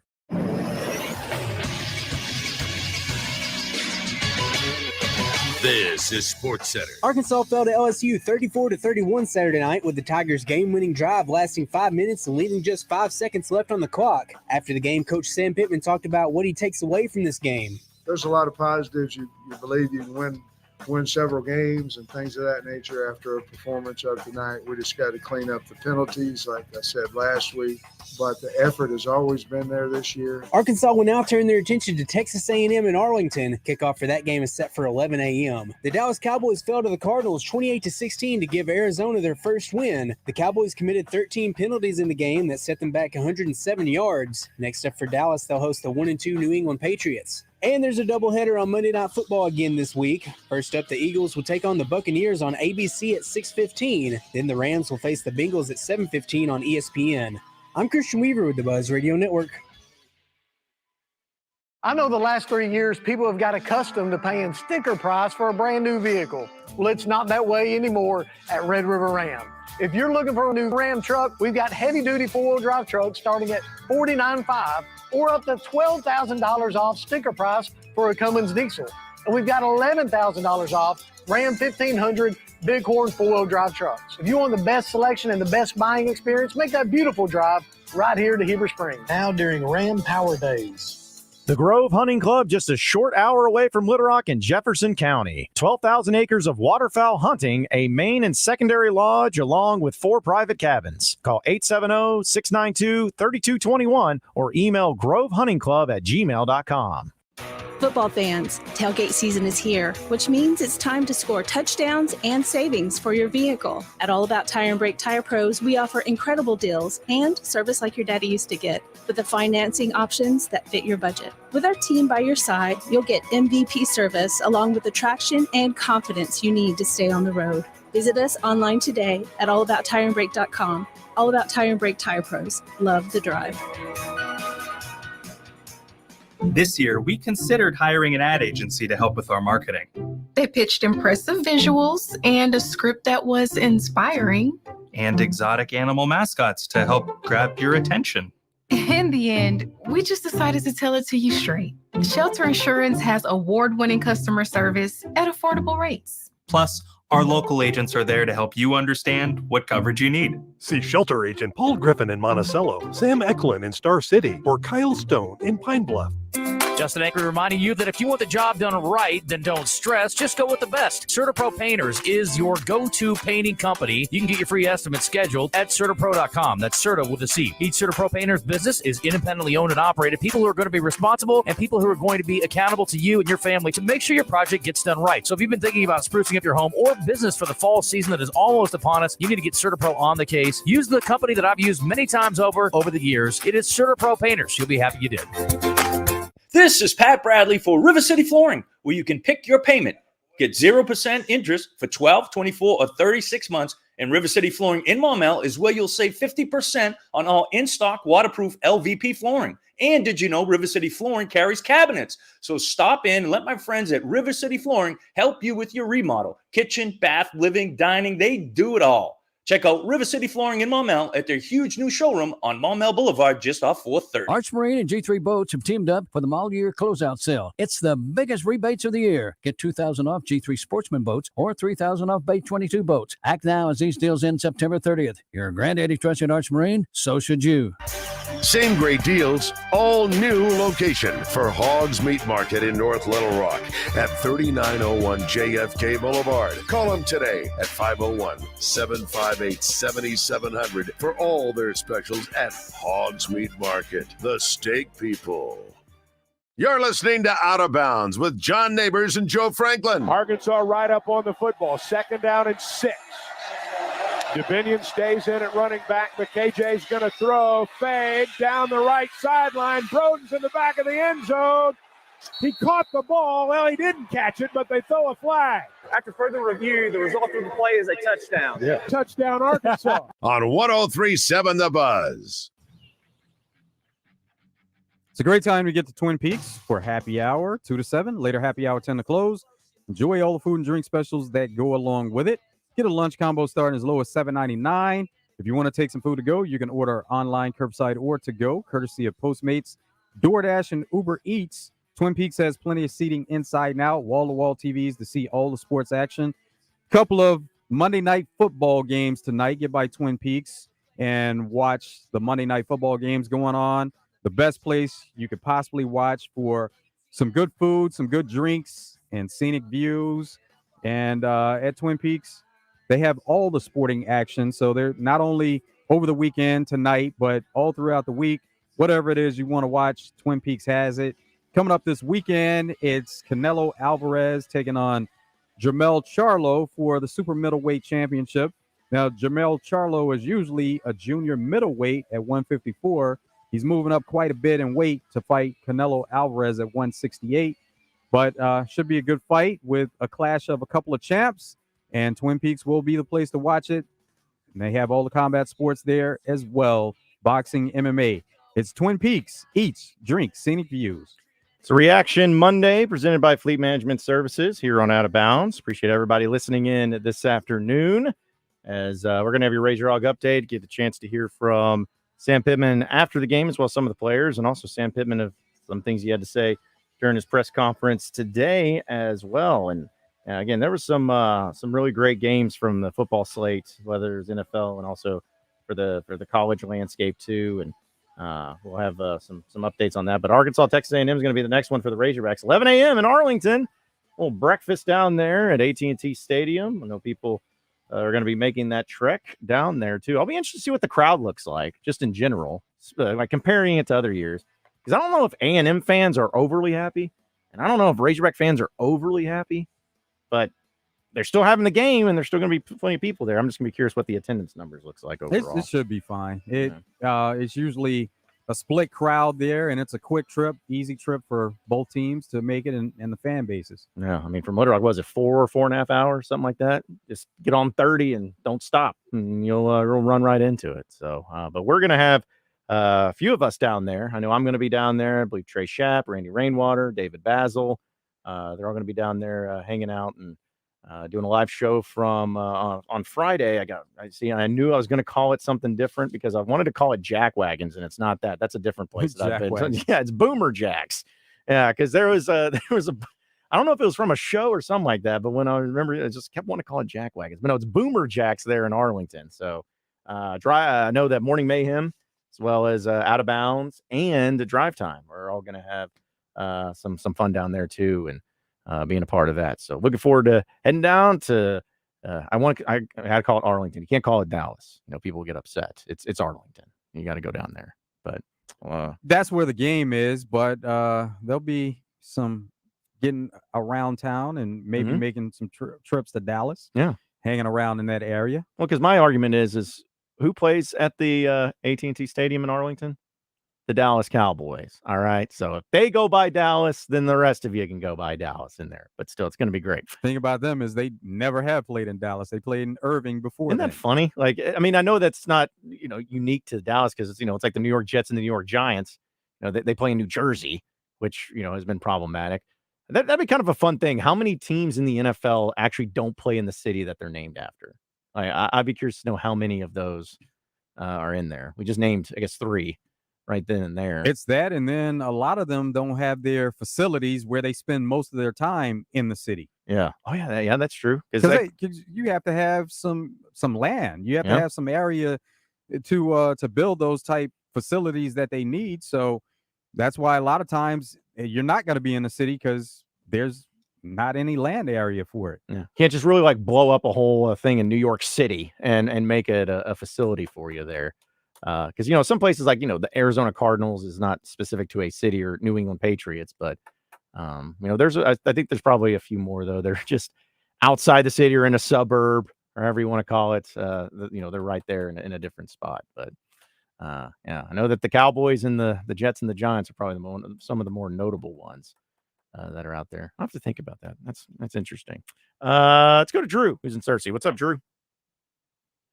Hey, guys. I hadn't called in quite a while, and I learned something a long time ago, about 20 years ago.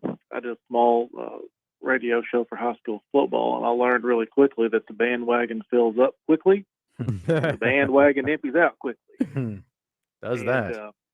You know, I learned a lot about what people think and how they think and what little things set them off and this and that. But the one thing that I've noticed about this Razorback team, and I've been watching the Hogs well over 40 years, is that for some reason they seem to be very undisciplined. And I'm talking penalty-wise. I mean, I was at the game in Fayetteville for BYU. I mean, you couldn't have asked for a worse scenario as far as penalties. We played much better Saturday night in LSU and should have won the game. We outplayed them for the most part. We had a few long passes on us. Well, I guess we had a freshman corner trying to cover one of their best receivers. But again, at the end of the game, we had chances to do more, and penalties got us again.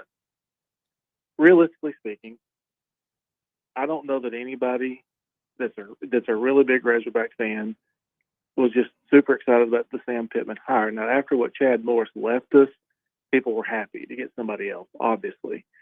But in year 4, we're still struggling. And anymore in any really big-time program, SEC, Big 12, Big 10, you know, 4 or 5 years, sometimes it's generous.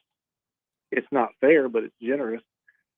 You know, I think this team, if they play to their potentials, 7-8 win team at the best.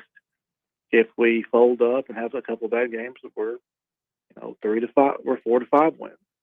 I could see us, really getting a decent bowl, or I could see us not being bowl eligible, depending on what team shows up down the stretch. And I guess my real question to you guys is, and I've heard a little bit of this here and there since the BYU game, what win mark does Pittman have to hit this year, if there is a scenario where he does have to hit a win mark, for him to get an extra year? I think we've got a pretty favorable SEC home schedule next year. I think I read it a couple of weeks ago where our opponents are. Do you guys think there is any benchmark win that he has to get to this year to secure another year? If he wins 3 or 4 or 5 games, yeah, I think it's going to be tough. If he wins 6 or 7 games, I think he's got a 1-year chance to get us on track. What are your thoughts on that, guys? All right, appreciate it, Drew. Thanks for calling in. I'll give you my thoughts because I've said this from the get-go. I think it's a pretty simple thing. If Sam Pittman in Arkansas does not make a bowl game this year, meaning that they don't get to at least the 6-win mark in the regular season, then change needs to happen. Because you just can't go from 9 wins to 7 wins to 5 wins. Like, you just can't do it. And with KJ Jefferson, with this team, with this talent, you just can't do it. So I think it's that case. It's not like, oh, well, if he goes 6-6 and everyone's still happy, and I can't wait for the future. I don't think it's that, but I think barring missing out on the postseason, and who knows, maybe even then he gets another year. But I feel like if it's 5 wins or less, then I think a change needs to happen. That's exactly what it is. It's not that it has to be a certain win total, but if it's under, where you're not at least playing in a bowl game, then that's when the problems come in. Yeah, that's when a lot of people are gonna, because again, it's just you can't regress that quickly, that fast with the talent that you have and with KJ Jefferson as your quarterback. Like this, you just can't do it. And it would have a lot to do with the BYU game because of non-conference. Those are games that are expected to be wins, and so if you win all your non-conference games, that's going to give you 4 wins, and then you have to find a way to win at least a couple of conference games to get bowl eligible. And the fact that they didn't beat BYU, that is something that would be part of the discussion at the end of the year if it is less than 6 wins. You got to make up for that BYU loss somewhere if you want to be able to get back into the mix. Like, I don't think anybody before the season started felt like Arkansas was going to beat LSU. I don't think anybody going into the game itself thought that they were going to beat LSU. We certainly didn't. But that's one thing. But losing to BYU was a game that everyone counted on winning, so you got to make up for it somewhere. Can you make up for it against, if you thought that Arkansas was going to lose against Bama, and I'm not saying they're going to beat Bama, but if they beat Bama, okay, that makes up for it. Or if they beat A&M, then you didn't think they were going to beat A&M. Okay, that makes up for it. You got to find a way to make up for it and get back on track. That's the key. I know it's easier said than done, but to me, that's the way you got to do it and you got to look at it. You got to make up for it for somewhere. Let's go to Ricky in Sherwood. What's up, Ricky? Hey, guys. What's up, People can say whatever they want. Hello? Yeah, we got you. What's up? People can say what they want about Sam Pittman, but they got to remember one thing. Head coaches are a CEO. Go back to Frank Broyles. Frank Broyles wasn't the mastermind. Frank Broyles was the mastermind over bringing good coaches underneath him. Look what they did after they left. Look at Alabama right now. Look at their assistant coaches, what they've gone on to do. It's not the head coach that makes the team. The head coach is the name there that recruits, and he not only recruits players, but he recruits coaches. And Sam Pittman is good at that. Yeah, I think What so. are your thoughts? Yeah, I think so. But I also think, too, that there's, Ricky, there's different ways to have success as a head coach. There's could be head coaches that, I'll just use him as an example because he was at Arkansas, but like a Bobby Petrino, I don't even know if he has anybody from his coaching tree going on to be head coaches, but he was a great mastermind at offense and he was able to make it work. So I think there's different ways of doing it, but you're right. The all-time greats, or at least even nowadays too, their management, but at the end of the day, just like we all do, if you ain't getting it done though, that's on the head coach. Like the buck stops with him and he's the one that's going to take the blame for it. Well, look, take Petrino, for instance, what you just said. He was a mastermind at offense, but think about our games. We trailed in the first half. We flourished in the second because Bobby Petrino walked into that defensive, huddle during halftime and said, guys, as an offensive mind, this is how you're getting picked apart. Yeah. He probably used a little bit more colorful language, but yes, Ricky, you're right. That's how you do it. Yeah, well, I'm just kind of, I'm not down on Pittman yet. I think that's not our problem right now. Our problem is his assistant coaches got to, they got to get their crap together, and we just got to be more disciplined.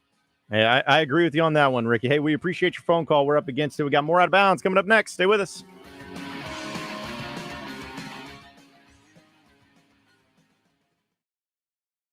Allow us to introduce ourselves. We are Big O Tires. However, we might as well go by Big O Tires, alignments, batteries, brakes, oil changes, suspensions, and free visual inspection upon arrival, because we do all that and more. But that name seems a little long and it won't fit on our sign. Now at Big O Tires in Conway and Cabot, take $100 off select sets of tires. That's right, save $100 right now off select sets of tires and get tires, service, and straight talk at Big O Tires. In a world of inflated car payments and sky-high interest, Guadney Buick GMC next to Sam's in North Little Rock is taking their inventory to the nines. Call 501-945-4444. Get Sierra 1500 with the 5.3 V8 engine at just 0.9%. Plus, Guadney will double down with an additional $3,250 off when trading in a 2009 or newer vehicle. Guadney Buick GMC hasn't left out SUVs. Get 2023 GMC Terrain at just 1.9%.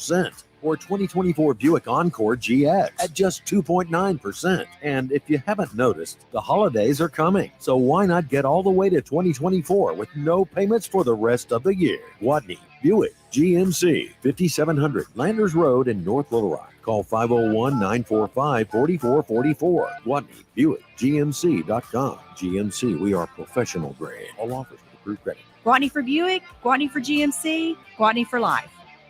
Pat Bradley for Brewskis. Come watch all the NFL games this week at Little Rock's #1 sports bar. Monday night's NFL doubleheader is Eagles versus the Bucks and Rams versus the Bengals. Thursday night NFL action is the Lions at Green Bay. And Sunday the doors open 11 a.m.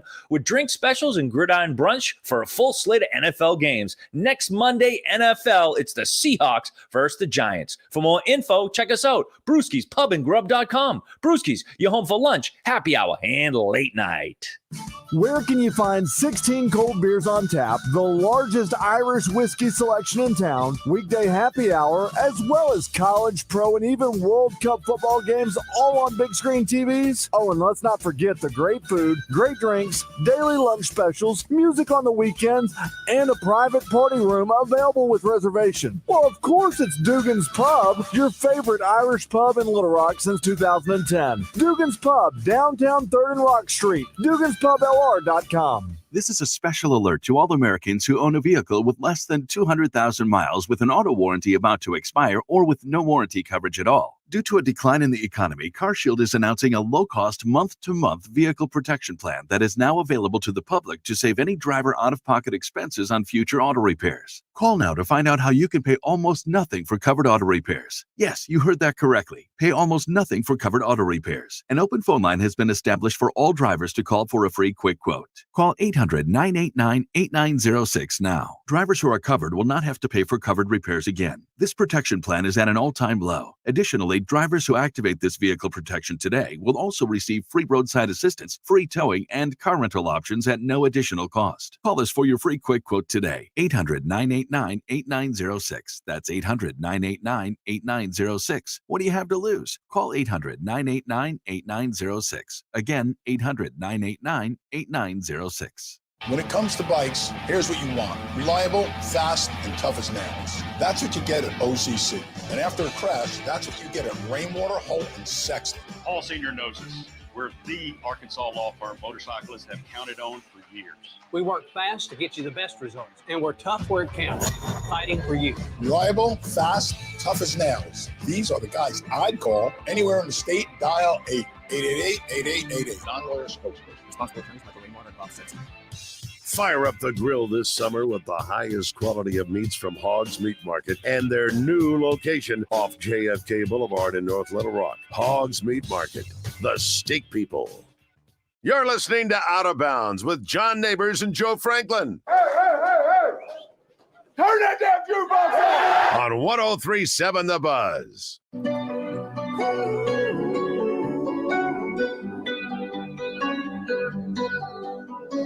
Every time you come around, you know I can't say no. Every time the sun goes down, I let you take control. I can feel the paradise before my world implodes. And tonight had something wonderful. My bad habits lead to late nights, sitting alone.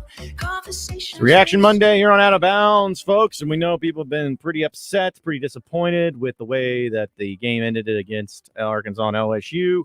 Razorback fans are disappointed, but here's the thing. You know what will always make you feel better is if you win money on the game. I kind of started feeling like, you know what, that's the way to do it. I'm going to, maybe bet against the Hogs on occasion if I'm not feeling great about it. So that way, if they win, I feel good. But if they lose, I can at least win some money, and I do it with Bet Saracen because it is the best app, hands down, no questions asked when it's coming to your sports betting. It's with Bet Saracen. They already got the line out for Arkansas and Texas A&M this upcoming weekend. 6.5 points. A&M's favored. You know what? I might be taking the Hogs there, Chuck. I might be going with that plus 6.5, and I can do it easily with Bet Saracen. You can also just do the money line with plus 200 and the over-under set at 55.5. Hey, feeling strong, feeling froggy, might as well leap. You can do it with Bet Saracen. How about the NFL games tonight? Still got Monday Night Football and a little doubleheader action going on. You got the Philadelphia Eagles and the Tampa Bay Buccaneers. You got Jalen Hurts going up against Baker Mayfield. Well, Tampa Bay is 5.5-point underdogs. Feeling that? Make it happen. How about the Rams and Cincinnati Bengals? Cincinnati's favored by 3 points at home to the Rams. Feeling good about that? Try it out. And that's just a little bit of the bets that they have going on, but they also have great specials. They also have all the different types of sports that you could possibly imagine. Like if you go up to their tabs, they have darts. Darts. You can bet on darts. Find some other place that you can bet on darts so easy with Bet Saracen. So no matter what it is, make some money. Enjoy these games. Make some money when it comes to all things sports betting. It's with Bet Saracen. You can also go online at betsaracen.com and bet that way no matter what it is. Have some fun and make some money with the Bet Saracen app. Again, it's a Reaction Monday presented by Fleet Management Services. We'll have Chris Gordy on here in about 20 minutes, as well as your Razor Hog update. and try to get through that too, because there's a lot to work through. So let's try to work through some of these phone calls. Jackson Beebe, what's up, Jack? Not much. I'm just wanting to weigh in on one of the things that I'm most disappointed in the last two games has been 25 penalties in 8 quarters. Mm-hmm. Now, that's an average of about 3 penalties a quarter. Gross. And, that seems to be a discipline problem somewhere, a coaching problem that, I'm expecting a little better from this staff than, 3 penalties a quarter on average. And I think one of the penalties the other day against LSU cost us a touchdown, didn't it? I don't know if the one I always thought about was the one that was on the goal line at the 1, and they false started and backed them up and ended up resulting in a field goal. I don't know if they would have scored then, but yeah, that might have been it, because I'm thinking it first and goal at the 1. I would hope that we could punch that in, but and then the other thing that was disappointing was looking at the score Sunday of BYU losing to Kansas by 11. Yep. And that was a little disheartening there. I might have been able to swallow the BYU loss a little easier if they would have won against Kansas. But that's the only thing I've got, and hopefully we can right the ship. But if not, there's going to be calls for somebody's head at the end of this year. rightfully so. Appreciate the phone call, Jack. Thanks for calling in. Joe, I know this may come as quite a shock to anybody, but Arkansas is last in the SEC in penalties per game and penalty yards per game. But A&M is second to last, so we could have a pretty disgusting game on our hands this weekend. But yeah, that's what I think is everyone's frustrated with, probably more so than anything, is just the amount of penalties. Got to shore them up. Oh man, that sets it up for it already to be some kind of blame towards the officials if that's the case. I can't wait. It's gonna be my favorite thing to do is blame the officials in each and every game. Jared's in Russellville. What's up, Jared? Hey, good afternoon, guys. How y'all doing? Doing great. Good. Our Steelers won, so that was good. That was a good that Sunday for sure. Yeah, no doubt. And yeah, so my biggest thing about the game on Saturday was that our OC and DC had great game plans. I couldn't disagree more about the assistant coaches when it comes to Saturday's game. Now, you can say something about the way the offensive line played last week and the week before and the week before that and all that stuff, but as of this past game, and I understand, but we have about 11 to about 15 guys on defense that are really, really good, and they just got tired. I mean, there's no doubt in my mind that they just got tired. I mean, Clark made some tackles in the first half that he just didn't make in the second half because he was tired. I mean, there's no getting around that. But the thing that really frustrates me as a Razorback fan today is the use of timeout. Like you can't on a 3rd and 16. You can't waste a timeout in the third quarter on a 3rd and 16, and especially when you're already well into Cam Little's field goal range. So that was a bad mistake. And if you had just one timeout at the end of the game, you'd have had a minimum of 40 to 45 seconds at the end of the game, even if the clock played out that way. But overall, the effort, man. Like Luke has, my goodness, guys. Like, is he not an NFL ready player right now? That kid is absolutely still as a freshman.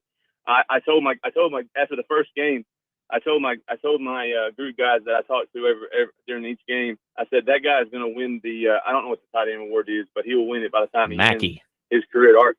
Yeah, that one. He'll win that one. He'll be the next one that wins at Arkansas, and it may even be this year itself because that kid is an absolute stud. But I appreciate you guys, and I still love Sam.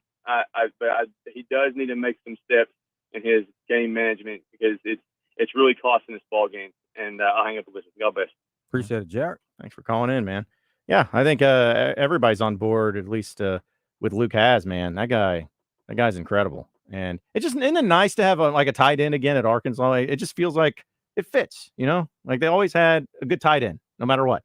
Whether you go back to Chris Gregg, DJ Williams, Hunter Henry, Jeremy Sprinkle, even AJ Derby, Chris Gregg. I think I mentioned him already, but even like Jason Peters. Shoot, even Cheyenne O'Grady. He had some issues, off the field and whatnot, but he was a really good tight end. Just nice to have that back and to make that work. But we still got a lot of season left. Real quick, top of the hour update before we get to it. Ryan's in Hot Springs. What's up, Ryan? Hey, buddy. What are you doing? Oh, just Having a good day? talking on radio and hanging out. How about you? Yeah. Oh, just driving to go pick my girl up. I think it's kind of funny that everybody, well, we're disappointed. Well, I mean, I get but at the same time, how many people actually picked Arkansas to win the game? Like, in their heart of hearts, really, truthfully picked Arkansas to win. So my point is, they got exactly what they thought was going to happen, but at the end of the day, Arkansas played their absolute you-know-what off. And to me, they showed value and improvement. I think some of the offensive line issues with the pre-snap stuff, I think part of that is I think it's just LSU just absolutely I'm not going to say took their manhood, but absolutely whooped them so bad that I think they were maybe a little jumpy, waiting for the next round that was coming at them. Yeah. Especially with backs. I think he had, 2 or 3 himself. Yeah. There was a few of them there. Yeah, I think that you got to give LSU a lot of credit. They're a really good team and played a really great game. I agree with you, Ryan. Hey, we're up against it. Appreciate your phone call. We got the third hour of Out of Bounds and Chris Gordy joining us next, so stay with us. Willie D's Rock and Roll Piano Bar open every Tuesday, Thursday, Friday, and Saturday. Cold drinks and dueling pianos. Deep Nightclub downstairs hosts karaoke on Tuesdays and DJs spin on Friday and Saturday nights. Visit WillieD'sPianoBar.com. Football fans, tailgate season is here, which means it's time to score touchdowns and savings for your vehicle. At All About Tire and Brake Tire Pros, we offer incredible deals and service like your daddy used to get, with the financing options that fit your budget. With our team by your side, you'll get MVP service along with the traction and confidence you need to stay on the road. Visit us online today at allabouttireandbrake.com. All About Tire and Brake Tire Pros. Love the drive. We're back here with Wild Bill at Motorsports Authority. Lots of folks talking football, but we are talking great deals, Wild Bill. All of our customers are a winner right here at Motorsports Authority, folks. We're passing out the lowest prices possible for any vehicle that we got. We're passing out top dollars for the trades. We'll trade for just about anything as long as you don't have to feed it. And I tell you what, folks, we're having a great time right here at Motorsports Authority. In Russellville on East Main and Hot Springs on Central or online at msastore.com. Get here to Motorsports Authority. Go Hogs! We're live when you need us. I think we better split up. Good idea. Yeah, we can do more damage that way. 103.7 The Buzz, KABZ, Little Rock. Back off, man. I'm a scientist. Buzz News with Channel 7's Cassandra Webb.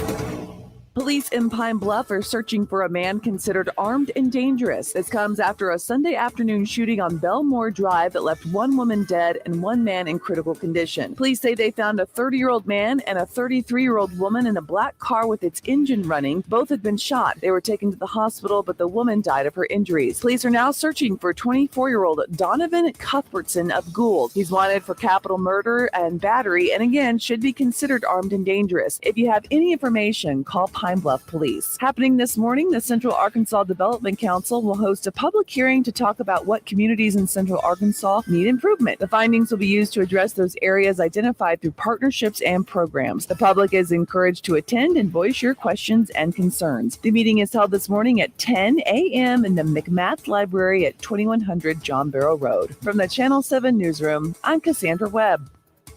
Weather from the Fletcher Weather Center with Channel 7's Melinda Mayo. Another chance of scattered rain and thunderstorms today, mainly early in the day and favoring South Arkansas. Partly cloudy to mostly sunny for the afternoon and a high around 85. Tonight's low drops down to 66. From the Channel 7 Weather Center, I'm meteorologist Melinda Mayo.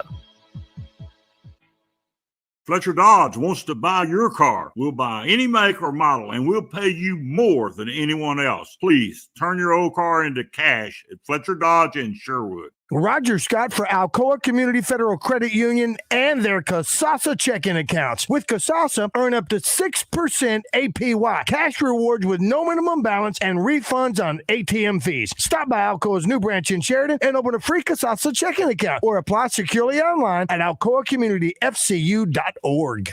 What's your Oaklawn? Maybe it's lounging under a cabana at our sparkling pool, or unwinding with a massage at the luxurious Astral Spa.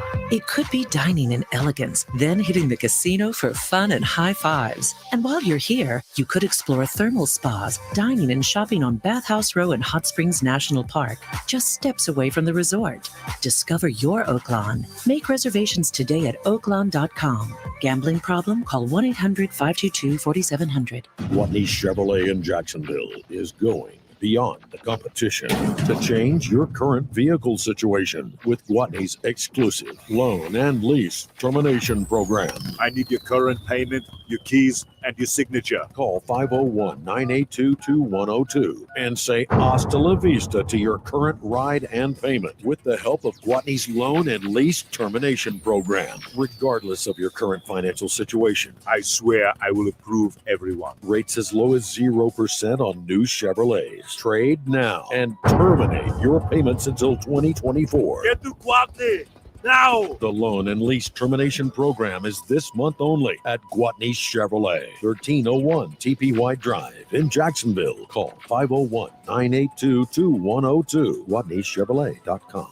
Chevrolet. Find new roads. All offers with approved credit. All voices are impersonators, but Gwatney's the real thing. Shop Gwatney Chevrolet once, and you'll be back. It's Justin Anker reminding you that CertaPro Painters is here to help you as we transition from summer into fall. And if you're thinking about doing something to the outside of your home, maybe it's long overdue, CertaPro Painters is here to help. Have them come over, give you an estimate, and they can help walk you through the process of what it'll take to get it done. They can help you out with the color selection and everything else you need to get the job done right. Each CertaPro Painters business is independently owned and operated. Schedule your free estimate at CertaPro.com. That's Certa with a C. For your home, for your business, get your place looking right with the help of my friends at CertaPro Painters.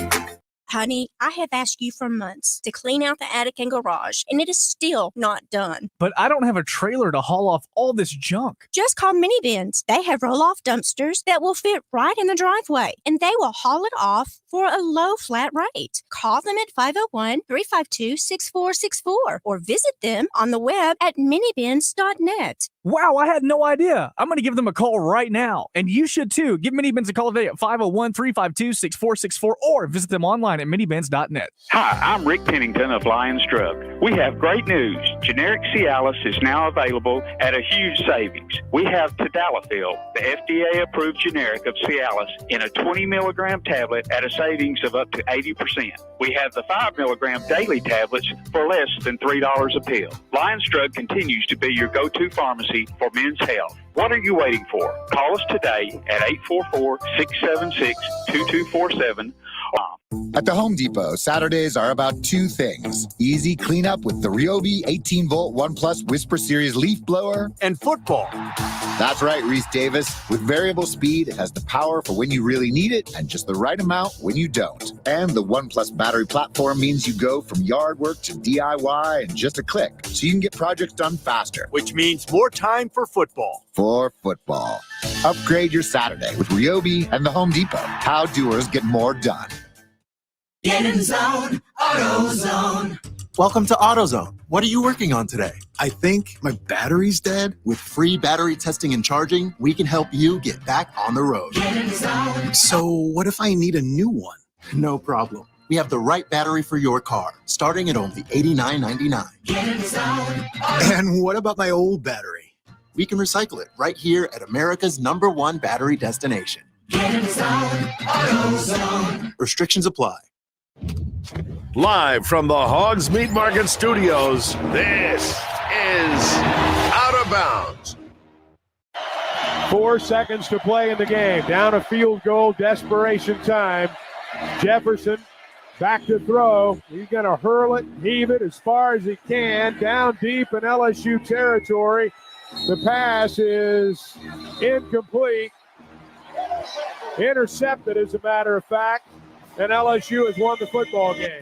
Yeah. With John Nabors. Every time you put a mic in my face, I'm going to say Arkansas. And Joe Franklin. We won't go in the shell. We won't go in attack mode because that's what's required. On 103.7 The Buzz. Girl, I can buy your Westie world with my base stuff. I know that it's good. Won't you sit it on my taste buds? I get way too petty once you let me do the extras. Pull up on your block and break it down. We playing Tetris. AM to the PM, PM to the AM phone. Eat up your per diem. You just gotta hate them phone. If I quit your BM, I still rock Mercedes phone. If I quit this season, I still be the greatest phone. My left stroke just went viral. Right stroke put a baby in a spiral. Soprano C, we like to keep it on the high note. It's levels to it, you and I know. Tell them be humble. Sit down. Be humble. Sit down. Be humble. Sit down. 2 hours down, 1 hour to go. Appreciate everybody listening in on this beautiful day here in the great state of Arkansas. John Nabors, Joe Franklin, broadcasting live from the Hoggs Meat Market Studios with you today. And thank you, as always, for making us a part of your afternoon this afternoon. It's been a great Reaction Monday presented by Fleet Management Services. We're going to have Chris Gordy of Sports Talk 790 joining us here in just a little bit. Recap the football weekend for college and NFL in just a second. Let's see if we can squeeze Steven and Little Rock in, though, before we go to Chris. What is up, Steven? Hey, how you guys doing today? Good. Doing great, man. Hey, look here. I'm not going to do a whole lot of complaining because I really do believe that we won the game at LSU on the field simply because when we was on the 1 yard line and we moved, all we had to do was fall into the end zone. At the same time last week, we got on 1 yard. We could have fell into the end zone or went for a first down, and you had the quarterback way 5 yards behind us. Then you want to call a play for the running back. He got tackled behind the line of scrimmage. These are offensive line issues. And Pittman said he's an offensive line guy. Okay. I'm saying everybody else, the defense got woe down trying to play up to who they was not able to do. Then the offense put them in their situation. If we had scored that touchdown and still scored, we would have scored 2 touchdowns in the first half and 2 field goals. We would have won the game by 4 points. So do the math. I want you to understand, Pittman is, I think, a highly of Pittman. I'm not going to throw him up under the bus because I still think he's learning. But some excuses is not, the same thing is not acceptable. He's got to learn. I'm not getting paid big money. I know what you need to do. Why come he can't see that? He's on the field. He's coach. So basically, I'm going to get off this phone and I'm going to listen to you guys. Please give me something to help me rest and sleep tonight. All right. Well, we appreciate you calling in, Steven. Appreciate you listening. No, I think you're spot on. Like, it's like you can't keep having the same things and the same mistakes happen and expecting different results. It's a definition of insanity. But I do believe that it gives back to what we talked about, where they're fixable issues, but you have to fix them. You know what I'm saying? Like, you can't let them keep happening. There's something you can fix right now, fix this week. And if you do that, you win the games. Like, if Arkansas wasn't beating themselves up, and I'm not trying to discredit the other teams, but it's like, they don't beat themselves with penalties and bad plays and bad calls and all this stuff. It's like they could be undefeated right now, but they're not. They're 2-2. So it's irrelevant as far as how it looks or how it needs to be. I don't want to hear any more about it. I just want to see it fixed. And then you win. That's what it comes down to, just winning. I don't care about the That's all rest. they can do is they can't let the last couple of games hamper. They have to worry about what's ahead of them in the next game. Yeah, they got to move forward. It's like we're moving forward here on Out of Bounds as we go to the phone lines and welcome in Chris Gordy of Sports Talk 790 and the Locked On SEC podcast, friend of the show, who covers all things when it comes to the sport of football. And Chris, as always, man, appreciate you joining us. How you doing this afternoon?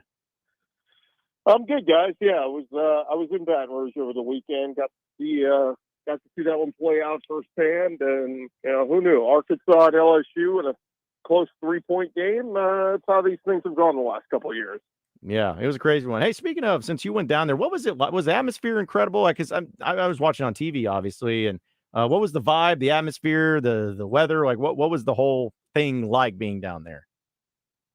It was cool. I met up with some folks. What was that, Friday night in downtown Baton Rouge, and a ton of Arkansas fans made the trip. At least everywhere you walked around downtown and different bars and stuff, there's these weird connections. Like I was talking with a group of Hoggs fans that were there, and there was like a group of guys. Like there was a guy who was from Baton Rouge but went to Arkansas and lives back there now. There was a guy from Arkansas who moved to Baton Rouge for a job, and he's been there for 5 years, but he still roots for Arkansas. It's just there were always like weird connections with people that had like ties to both Louisiana or Arkansas, but were rooting for Arkansas. So that was kind of cool. But yeah, I mean, there were a lot of Hoggs faithful who made the trip, and once we got in the game, it was hot as hell all day long. I mean, if you were out tailgating, you were sweating.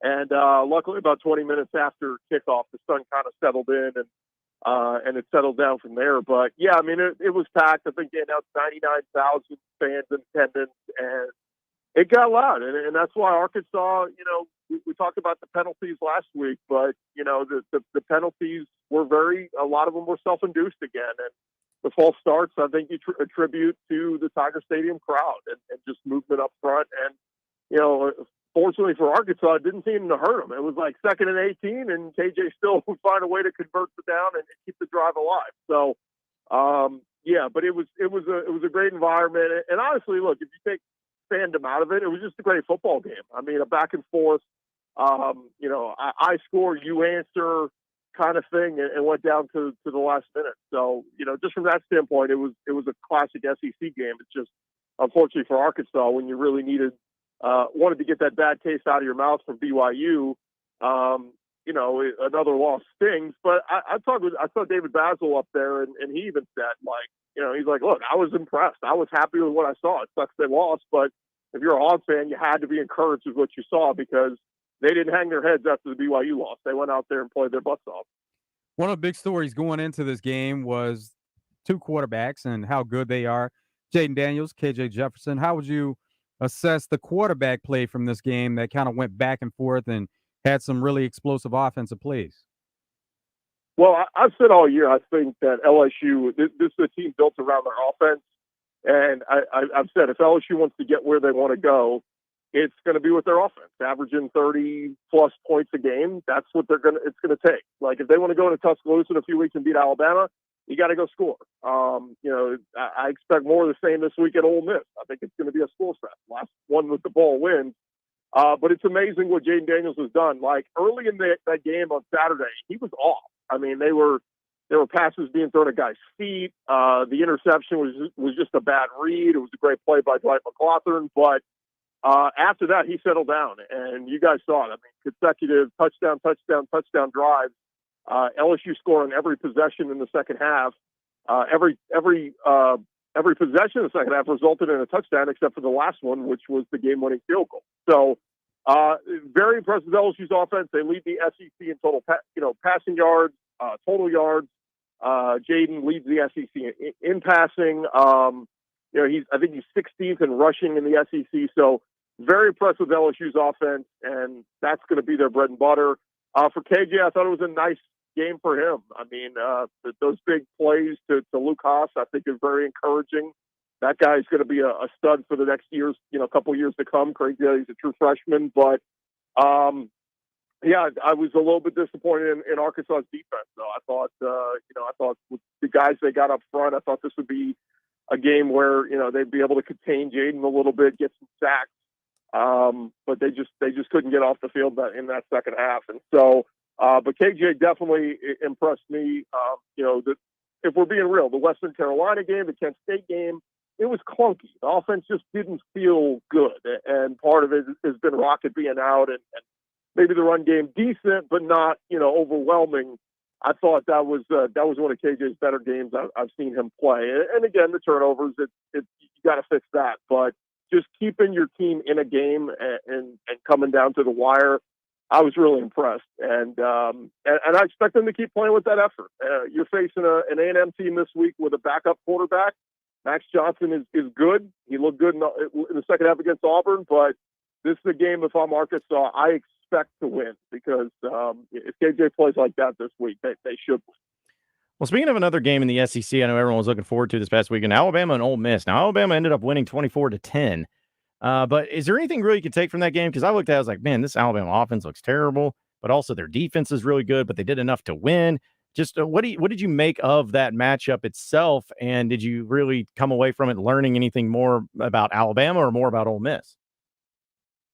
Well, Saban he's got Kiffin's number. I mean, the offense that Lane runs against all these other teams that works against Nick Saban, they know how to scheme against it, know how to slow it down. And, I just thought that the key was, I want to say Ole Miss was like 3 of 14 on third down. That was the key to the game. I mean, they couldn't keep drives alive.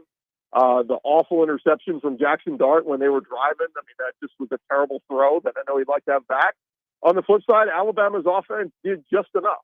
Jalen Milroe, another pick, but, if he stays within himself, uses his legs, Alabama can win some games with that, but they still got major questions moving forward offensively, but a huge step forward defensively for Alabama after the game against Texas where they got beat constantly. This was a game that, if Ole Miss had time to throw the football, they could have moved it down the field, but they didn't.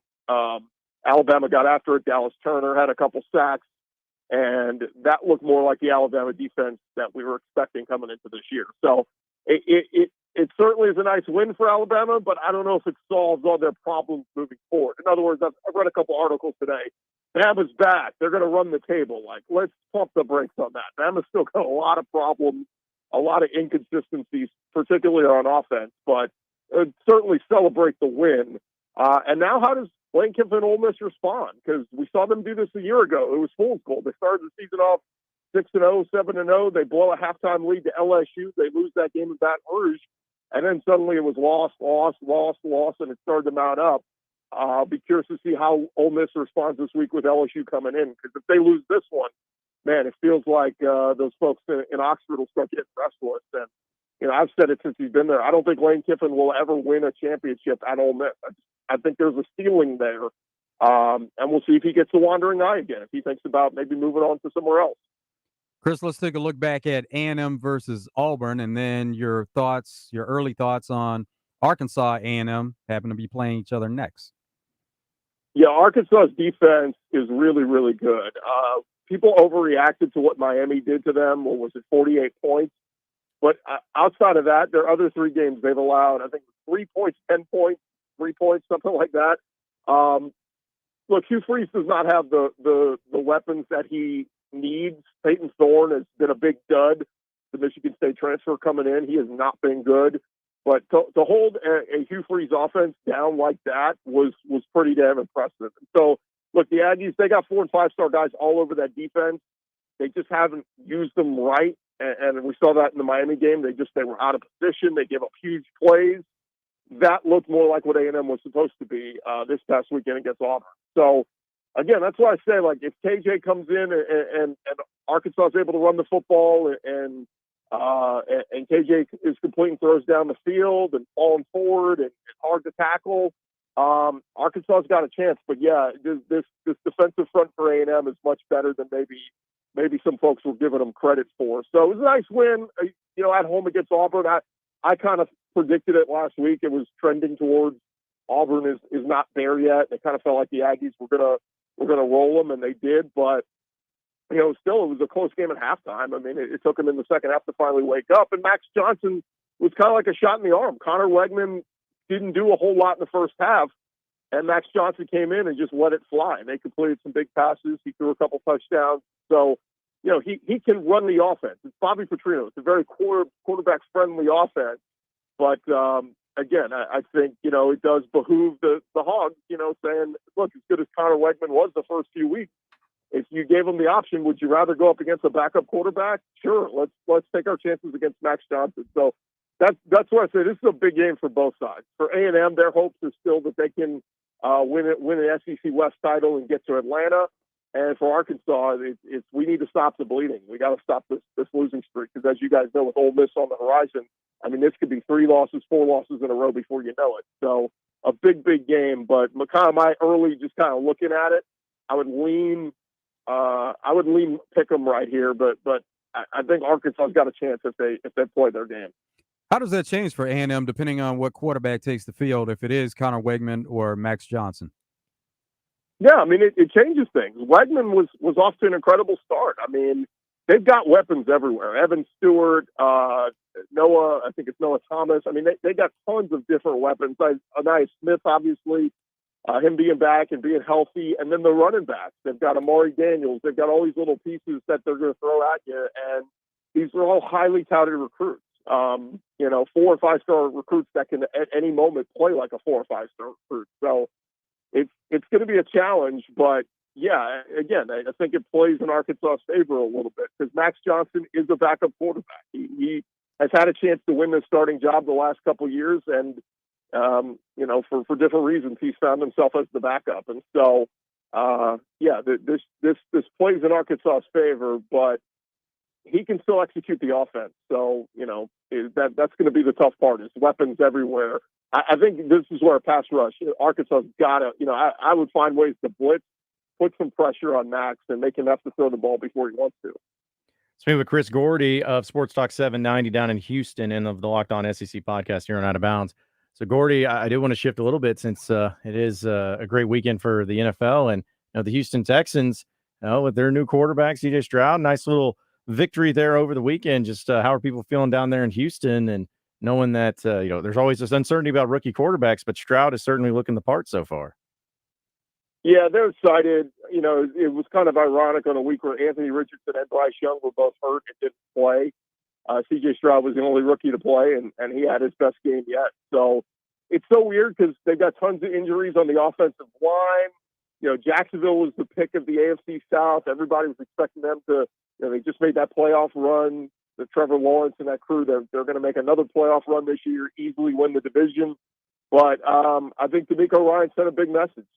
We have arrived. We haven't arrived yet, but we're coming. Basically, we're on the rise. We're building this thing up. Will Anderson, C.J. Stroud, all these great rookies, Tank Dell, and they all played phenomenal. So it was a very, very impressive performance from them, and really put the foot on the gas pedal and said we're going to stick it to Jacksonville yesterday. So impressive win. C.J. Stroud looking like a win as far as a high draft pick goes. We always wonder who's going to be the bust of this draft. So far, at least what we saw the first 2 weeks, Bryce Young has not looked good. So Anthony Richardson, when he has played, looked pretty decent. So C.J. Stroud's got a chance here to really separate himself and say, I'm the stud quarterback of this rookie class. And it won't all be measured in wins and losses. I mean, they're going to lose some more games this year, and I think if they can improve their win total, maybe get to 5-6 wins, I think that'll be a good starting point for this team. But D'Amico's doing a great job, man. He's inspiring those guys, getting them ready to play. And hey, for fantasy owners, if Tank Dell's hanging out there, go scoop him up. That kid is looking like one of the steals of the middle round. Chris, you more impressed with the Dolphins or more disappointed with the Broncos in the 70 points that were put up?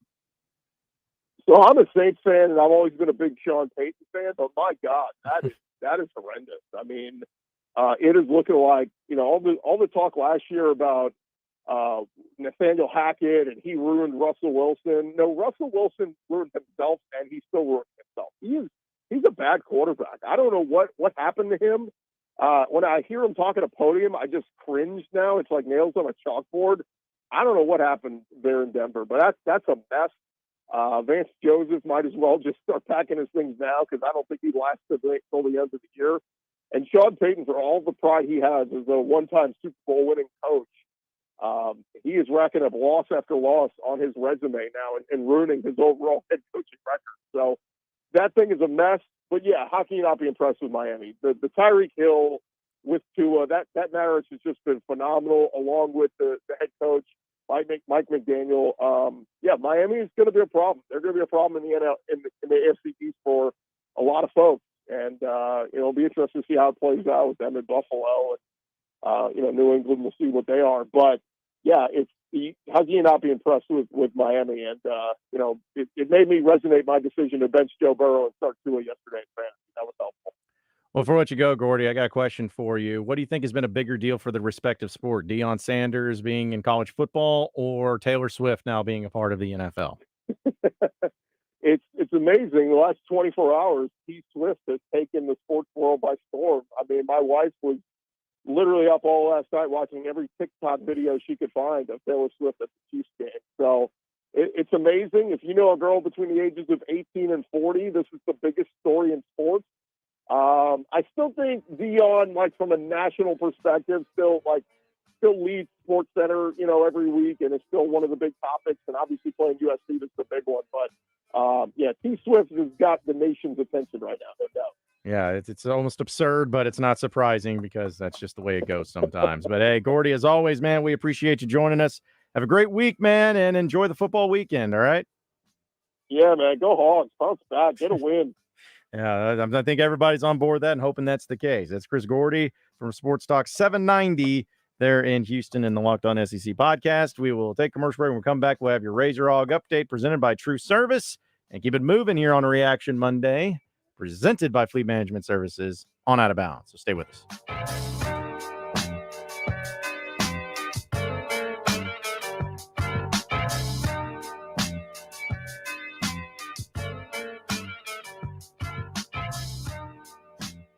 Tune in to Morning Mayhem every Monday as Wally Hall tells it like it is. Presented by Capital Smokehouse and Grill, Little Rock's favorite go-to lunch spot.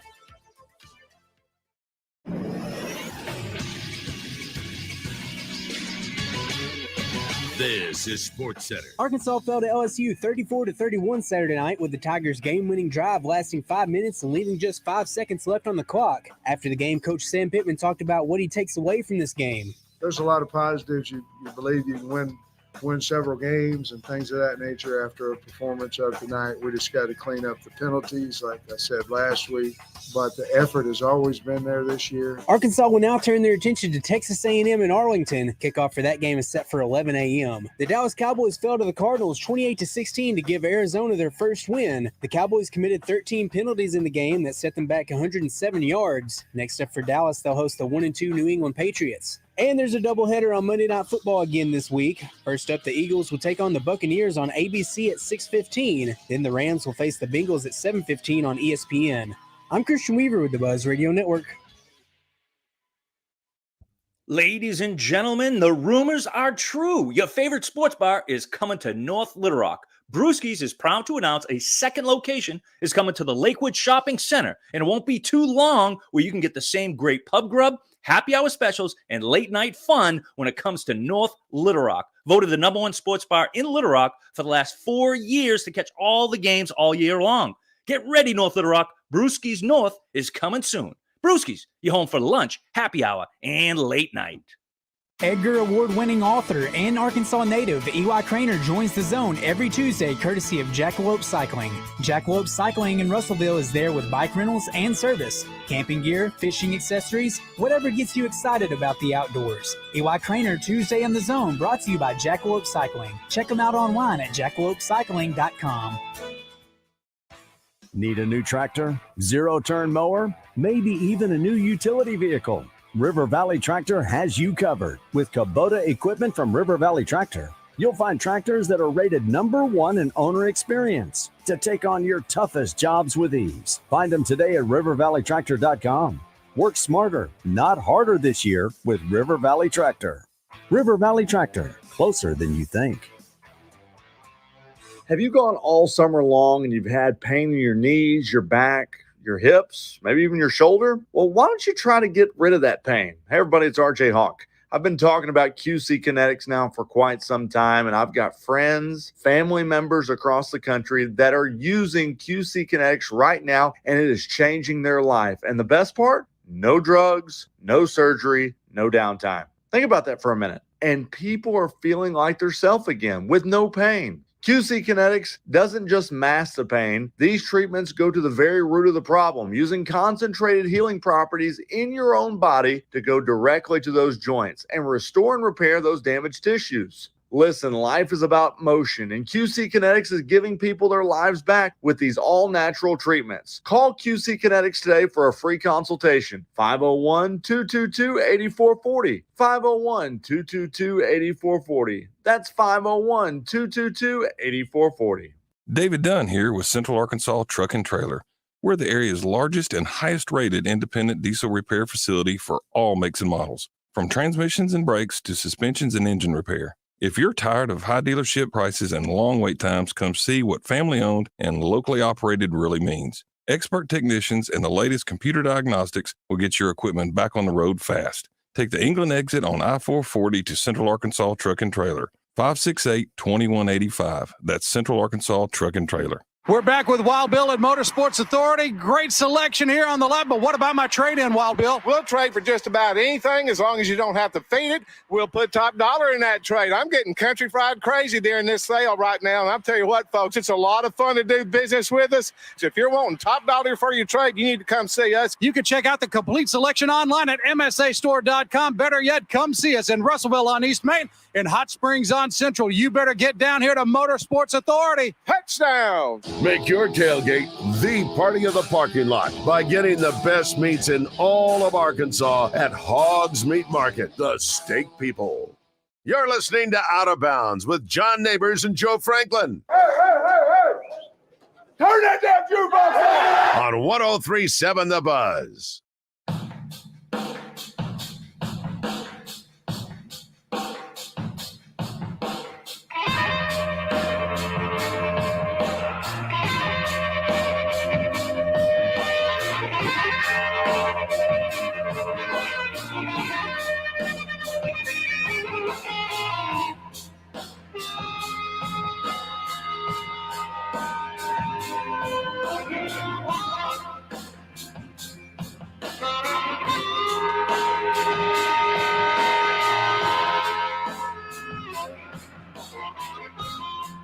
Welcome back into Out of Bounds, everybody, as it is getting closer to the end of the month of September. It's the 25th. I guess you're going to look at it, you're 3 months away from Christmas. Well, get your Christmas gift a little early with Gwatney Chevrolet in Jacksonville, because they are still doing, for the month of September, their above and beyond deal when it comes to leveling out the competition, where they're canceling unwanted loans and leases with the loan and lease termination program only through Gwatney Chevrolet. This is an opportunity for you to get out of that vehicle that you don't want. You never want to be in a place you don't want. You don't want to be in a house you don't want. You don't want to drive a car you don't want. You don't even be around people that you don't want to be around. Well, Gwatney's helping you out, at least with the vehicle side of things, too, because during this month of September, everyone will be approved. And Gwatney Chevrolet, everyone knows, could benefit from, how about this, no car payments for the rest of the year. Say that everybody is going to sign up for that. And all offers are with approved credit. And on top of that, too, don't forget that they got the brand spanking new Chevy Silverados 2023s with 0% with approved credit, on top of no car payments for the rest of the year, on top of the loan and lease termination program. That is a deal that is worth getting, and you don't want to miss out as the month of September is coming to a close. So get over there to Gwatney Chevrolet in Jacksonville. There's a reason why they're Arkansas's #1 Chevy dealer. You can find them at 1301 TP White Drive in Jacksonville off the Gregory Street exit. No matter what it is, when it comes to your vehicle needs, check out Gwatney Chevrolet and GwatneyChevrolet.com. Again, we'll have your Razor Hog update presented by True Service here in just a little bit, as we've been having fun here on the show. And want to remind everybody that we also have the fall golf tournament for the Buzz coming up on October 10th, which will be here before you know. We already mentioned that the month of September is already coming to an end. And registration is open. So if you head over there to 1037thebuzz.com, you can register your team now. And it's all thanks to Tito's Handmade Vodka, Double B's, Michelob Ultra, Corky's, Sonic, Southern Floor Coating, and Cellular Data Solutions. So really appreciate them and looking forward to that. And also a huge shout out, as we are going to be going down to Arlington. We do have platinum sponsors that we want to give a shout out to. One of them being Gwatney Chevrolet, Gwatney Buick GMC, Coffin by Design West, as well as Genesis of Conway, Lion Legal, Malvern National Bank, Blackman Auctions, Arkansas Scholarship Lottery, and Arkansas Central Arkansas Cadillac Dealers and Parker Cadillac. So really appreciate them all making it possible here on the Buzz for us to go down there and give you the great coverage that's going to be happening. We're going to be live streaming video-wise down there from Boomer Jacks, not Jack Wagons, Boomer Jacks. They're on Friday. Going to have the shows there. And, of course, the pre- and post-game show will be happening down in Arlington as well. So it should be a really, really great time. And speaking of which, we did this all the days last week. And, yes, we are still doing it right now. And we'll make it some fun because we'll make it a part of the Razor Hog update because we're qualifying, for those of you who may not know, we're qualifying one person today. And someone is going to be able to be pulled from the hat and have a chance to go to the Southwest Classic this weekend against Texas A&M. And it's a package for two people that we're going to be giving away. That includes 2 tickets, a hotel room, 2 nights, and round-trip transportation, as well as $103.70. See what we did there? For you to have some fun on the trip itself. So this is not to win it. This is for qualification. So let's go ahead and qualify you right now. If you want to qualify for this trip, this package for the Southwest Classic package, call right now and be the first caller at 501-661-1037. We'll make it really easy for you, 501-661-1037. And just to clarify, you can only qualify once, right? Just one qualifier. You can't do multiple ones. No need to qualify more than once. Yeah, that's just, somebody asked me that, I think on Friday. I was like, well, if you qualify once, I think you're good to go. Like, it's not going to be a large pool, but that's what makes it fun. So first caller right here, we'll get you set up with that for the qualifier, and that giveaway will happen later this week. But there is a lot of things to get to with your Razor Hog updates, so let's dive into it. Guys, I've got just one thing I want to say to you. Touchdown, Arkansas! Arkansas wins the national championship! The Arkansas Razorbacks have completed the dream season! Hogs by 90!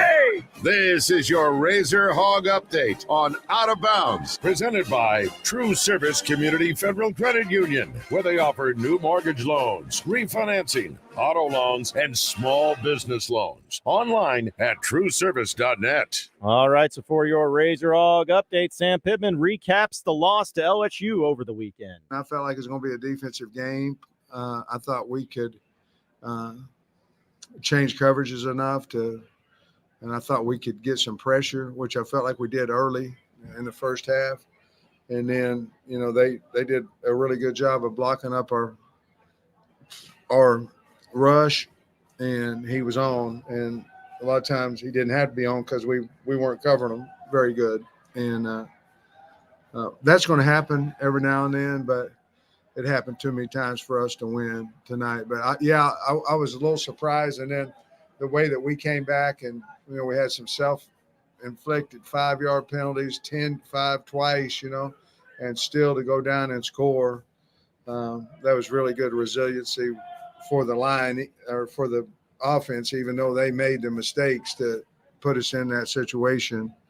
But you can't watch the Hogs tonight and not be pleased with the effort and the fight that these kids had. Sam Pittman's not taking any moral victories, but there were some positives he could take from the game. Well, I told the team after the game, we're in the SEC. It's a hard league and everybody's good, but I think LSU is one of the elite teams of this league and played toe-to-toe at night with them on the road. Now they may have played well, they may not have played. I don't know. I don't know what Coach Kelly thinks of how they played, but we wanted to fight. We went in there fighting. We just came up short. But there are some positives that you can take from it that, we scored 31 points on what I think is a good defense. If you look last week against Mississippi State, they just weren't able to do it. You know what I mean? So there's a lot of positives. You believe you can win several games and things of that nature after a performance of tonight. We just got to clean up the penalties, like I said last week. But the effort has always been there this year. I thought we played a good half on defense, or a good almost a half on defense. And we got to get some things figured out defensively because we didn't stop them in the second half. Some of you were wondering about Pittman's end-of-game decision-making, not letting the other team score. Well, he explained that too. We ran out of timeouts. We couldn't get a play called, couldn't get a play ran. They stood over the ball quite a length at times, and I ran out of timeouts. At the end, before somebody asked, did I think about letting them score? Yes, but I don't think they would have. I don't think they would have scored. We talked about it because I was out of timeouts, and then I decided to come all out and try to jar a fumble. So we went after them in those last plays. Could we have let them score? Absolutely. We talked about it. I thought our chances would be better off at that point with no timeouts, trying to jar it loose and or block or miss a field goal. The red zone has been a problem for Arkansas so far this year, but was a problem not getting in the end zone for a touchdown against LSU and could have been the difference in the game. We got down there twice and came away with 6 points, and both of them I think we had first down. I know one of them we had on the 5, and the other one I think was on the 8, and we weren't able to score and come away with 3. And then, when we faked the field goal down there, I thought we'd score 2. I think we actually kicked a further field goal than what we faked. But I really thought we needed something to spark us at that point, and I thought it would, but it didn't work out. KJ Jefferson was the quarterback for Arkansas. Had a great second half, and here's what he had to say as far as what they can take from a game like this. This game right here showed that we have a great amount of potential on our team. We didn't divide at all when adversity hit us. I mean, we came together, and you can see on the field that we was all locked in. We was all bought in. We was cheering on defense cheering us on. So it was a real team effort. I mean, we came up short, true enough, but it also showed that the growth and the maturity that we have on our team, and that we're in a great spot right now. I mean, we just got to do the little things right, penalties and things like that, clean up the mistakes on our part, and don't shoot ourselves in the foot. I mean, moving forward, that we know that. So just being able to go take each day by day, focus on the small details, and just get back in the win column. Arkansas will be taking on Texas A&M this weekend at 11 a.m. will be kickoff in Arlington, but also the game time for Arkansas and Ole Miss next Saturday has been officially announced. You're going to be having a night game in Oxford, Mississippi. 6:30 Central Time will be the game for Arkansas. It's going to be on the SEC Network. But, of course, you'll just listen to it right here on 103.7 The Buzz, which will have full coverage for that as well. So looking forward to having a little night game action over there in Oxford. And we'll see how Arkansas can come out. And hopefully they're going in with at least a win to, as Chris Gordy said, stop the bleeding and head into the Rebels. Because, as much as those close games have been against LSU, and as stupid as some of the mistakes or some of the things that have happened in that A&M game has been, the Arkansas Ole Miss game is always the craziest one of every single year, where I have no idea what to expect. Like, what was a blowout last year that no one expected? Year before that was one of the most insane back and forth offensive games you've ever had. Year before that, Matt Corral threw 6 interceptions somehow. That game you just never really know. So it could get really weird over there in Oxford at 6:30. But that's the kickoff time for them. But it's a game that fans on both sides look forward to every year. Yeah, and if you're Arkansas, you got to worry about both teams. Got to worry about this weekend too, because I didn't even see who is Ole Miss playing this weekend. I should know that, but I was curious to see because I assume it's an SEC team. I should have looked that up, but I know Arkansas is going to have their hands full with A&M, and I'm sure Ole Miss, whoever they're playing, is going to make sure that they try to take care of business too. But you got to get through this weekend first before the next weekend, and that's your Raise Your Hog update presented by True Service. We will take our final break. When we come back, we're going to get to 3 and Out. Get to all the headlines, storylines, things we didn't get into, close up shop, get you ready for Drive Time Sports. It's all next here on Out of Bounds.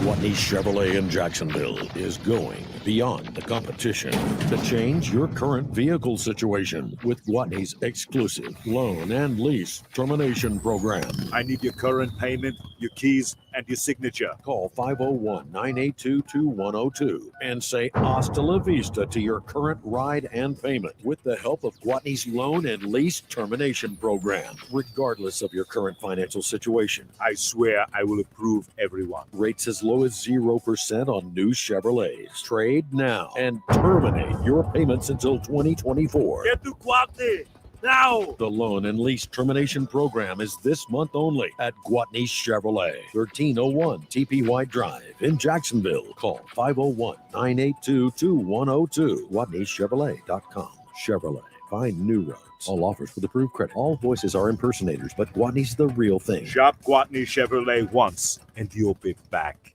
Trey Shapp and Chris Shinup with Arkansas Urology. Chris, it's the 19th annual Kickoff to Men's Health event this time coming to North Little Rock. Yeah, Troy, we've had a great month, and we're excited to get to our clinic in North Little Rock, 4200 Stockton Drive, on Thursday, September 28th. Gentlemen 40 and over, it's time for them to get screened, is it not? That's right. And like our CEO, Scott Davis, says, you come in for a free screen, and you might win a 65-inch flat screen TV. 501-263-0926 for more information. Sponsored by Baptist Health. Stacked Commercial Truck and Trailer has 5 service trucks available, providing you on-site service to get you back on the road. If that doesn't do it, Stacked has a new state-of-the-art 13-bay shop for service and repair on all Class A trucks, trailers, RVs, light and medium-duty commercial vehicles, tires, brakes, AC, engine repair, transmissions, differentials, and driveline repair. Stacked Commercial Truck and Trailer Repair. Get Stacked, 2 miles off 530 exit 34 in Whitehall. This is the Pigskin Preacher, bringing you the word. The case can be made that Clyde Smackover Scott was the first Razorback legend. This 3-time All-Southwest Conference player led the Hogs to their first bowl win, beating William and Mary, by the way, on his way to being the 8th pick in the 1948 NFL Draft, where he would win 2 NFL championships. Oh, by the way, he was also the silver medalist in the 110-meter hurdles in the 1948 Olympics in London. Absolutely remarkable. Speaking of legendary Arkansas institutions, Doublebee's has 34 stores across the natural state for your convenience. When you're in a hurry, you can pay at the pump with your Exxon or Phillips 66 mobile apps. Doublebee's, it's where you gas it, grab it, and go. That's Doublebee's. Pickup truck, sports car, motorcycle, minivan, townhouse, 2-story, farmhouse, fixer-upper. What you drive and where you live is different for everyone, so it's important to have insurance that fits your needs and is just right for you. At Shelter Insurance, we understand that, which is why our agents help you design a comprehensive auto, home, and life insurance plan. Insurance that fits just right. See Shelter Agent Drew Self in Hot Springs or Todd Matthews in Benton for a free insurance review. You know that crushing feeling when you click print on your PC and the doggone machine just won't print? Well, I fixed that. Hello, my name's Tim Stanley. I'm the new owner of Business World, a TDS IT company. We're an IT company with a long history in the imaging channel, and I fixed the printer conflict by using my Arkansas-based IT help desk. Call us at 501-374-7000 for more details on how a true IT managed services company running your business will keep all your printers and scanners up and running all the time. Have a watch party that everyone wants to attend at your house with the best of meats in the business. Hoggs Meat Market, the steak people.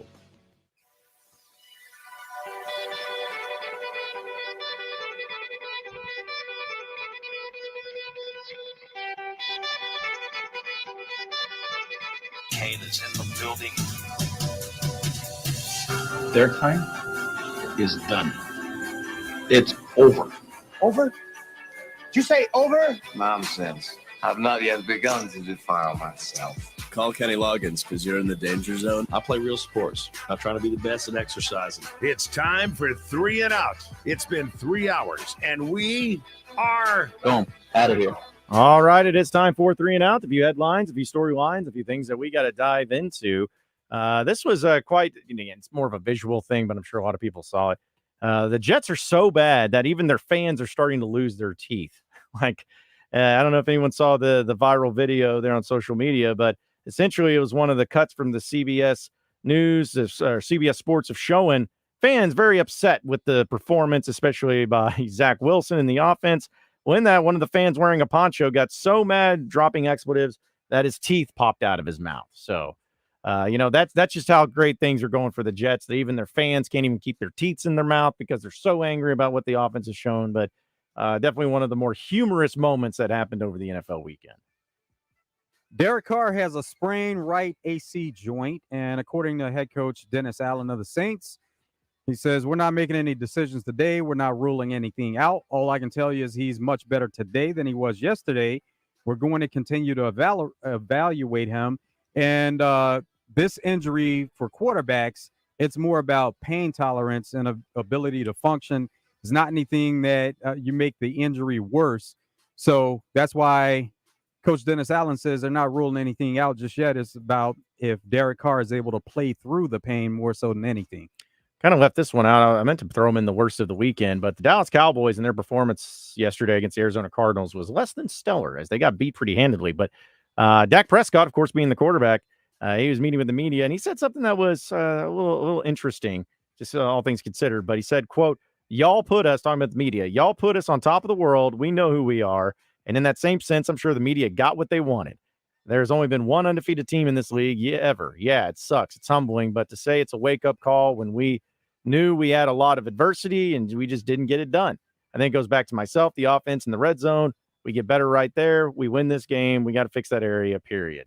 And it's just, I just thought it was humorous because he's like, y'all put us on top of the world and, the media got what they wanted and all this stuff. I'm like, man, I understand that you got to find your motivation somewhere, but then remember that it was your team's social media accounts that kept propping up, hey, the number one defense in the NFL and all these things too. I don't think anybody is putting you on top of the world.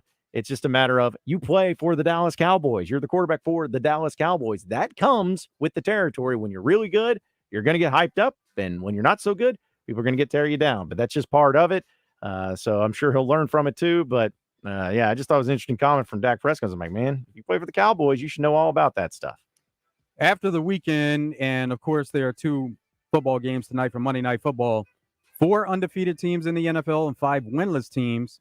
Tonight, the Bucks and Eagles are 2 of those undefeated teams that play each other. So it's going to be one less undefeated team, and then the Rams, Bengals. The Bengals are winless, so they'll have a chance to get into the win category and separate themselves from being one of those winless teams. But right now, 4 undefeated teams and 5 winless teams in the NFL. Just out of curiosity, which team do you think goes the longest before they lose of those undefeated teams? I guess, was it the Dolphins, the Eagles, Bucks, and 49ers? It'd be a matter of the schedule, but because the Dolphins, they look good. They play the Bills next, and that's going to be a tough game. Yeah, I'd have to look at that, but I always find it fascinating. Who's the final team standing without a loss? There's only 4 of them left.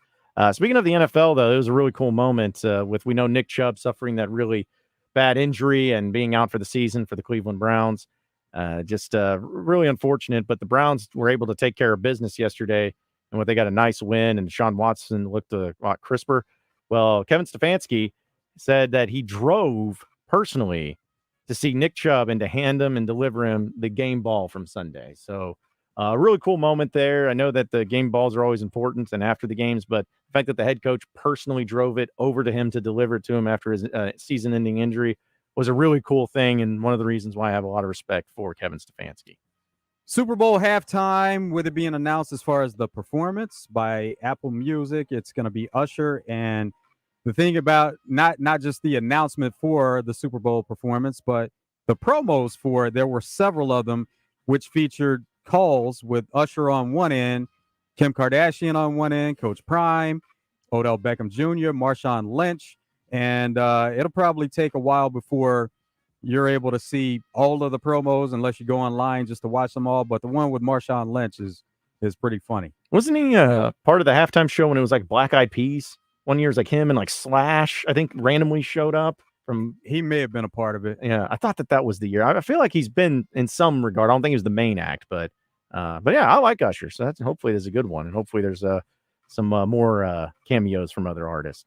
Also, the thing with the Jets, I know I keep bringing them up, but it was kind of a Bush League thing from Mac Jones. I don't really care for Mac Jones all that much, but there was a vitriol reaction during a tough play there on short yardage where Mac Jones snuck the ball and a first down, but then Sauce Gardner kind of lost his mind on him, picked him, threw him down, and kind of caused this whole thing. And everybody was wondering what in the world's going on, like what happened to have him react that way. And people were wondering, oh, maybe he's just being over emotional and maybe it's frustration. Well, apparently, after looking at more videos and hearing it from Sauce Gardner, Sauce claims that Mac Jones intentionally hit him in the groin, and which prompted him to do what he did by shoving him down. Gardner said, quote, "I do have to ice up. He's trying to stop me from having kids in my future." And that's why he reacted the way he did, which if that's the case, and it certainly looks like it's the video, I feel you, Sauce. I'm on your team for that. There's not a lot of things you can do as a man to the man in a football thing, but that's one of the things should be off limits. Mac Jones should know better. Yankees manager Aaron Boone was asked if he plans to return or if he thinks he's going to return to the club next year. His contract runs through 2024. There's a club option 2025. He says, no, I don't worry about it. It's out of my hands. I'm completely comfortable with who I am and the things that I can control. My job in my mind is do everything headed into the offseason to prepare us to compete for a championship. That's what the goal is. And until they take that away, that's my focus.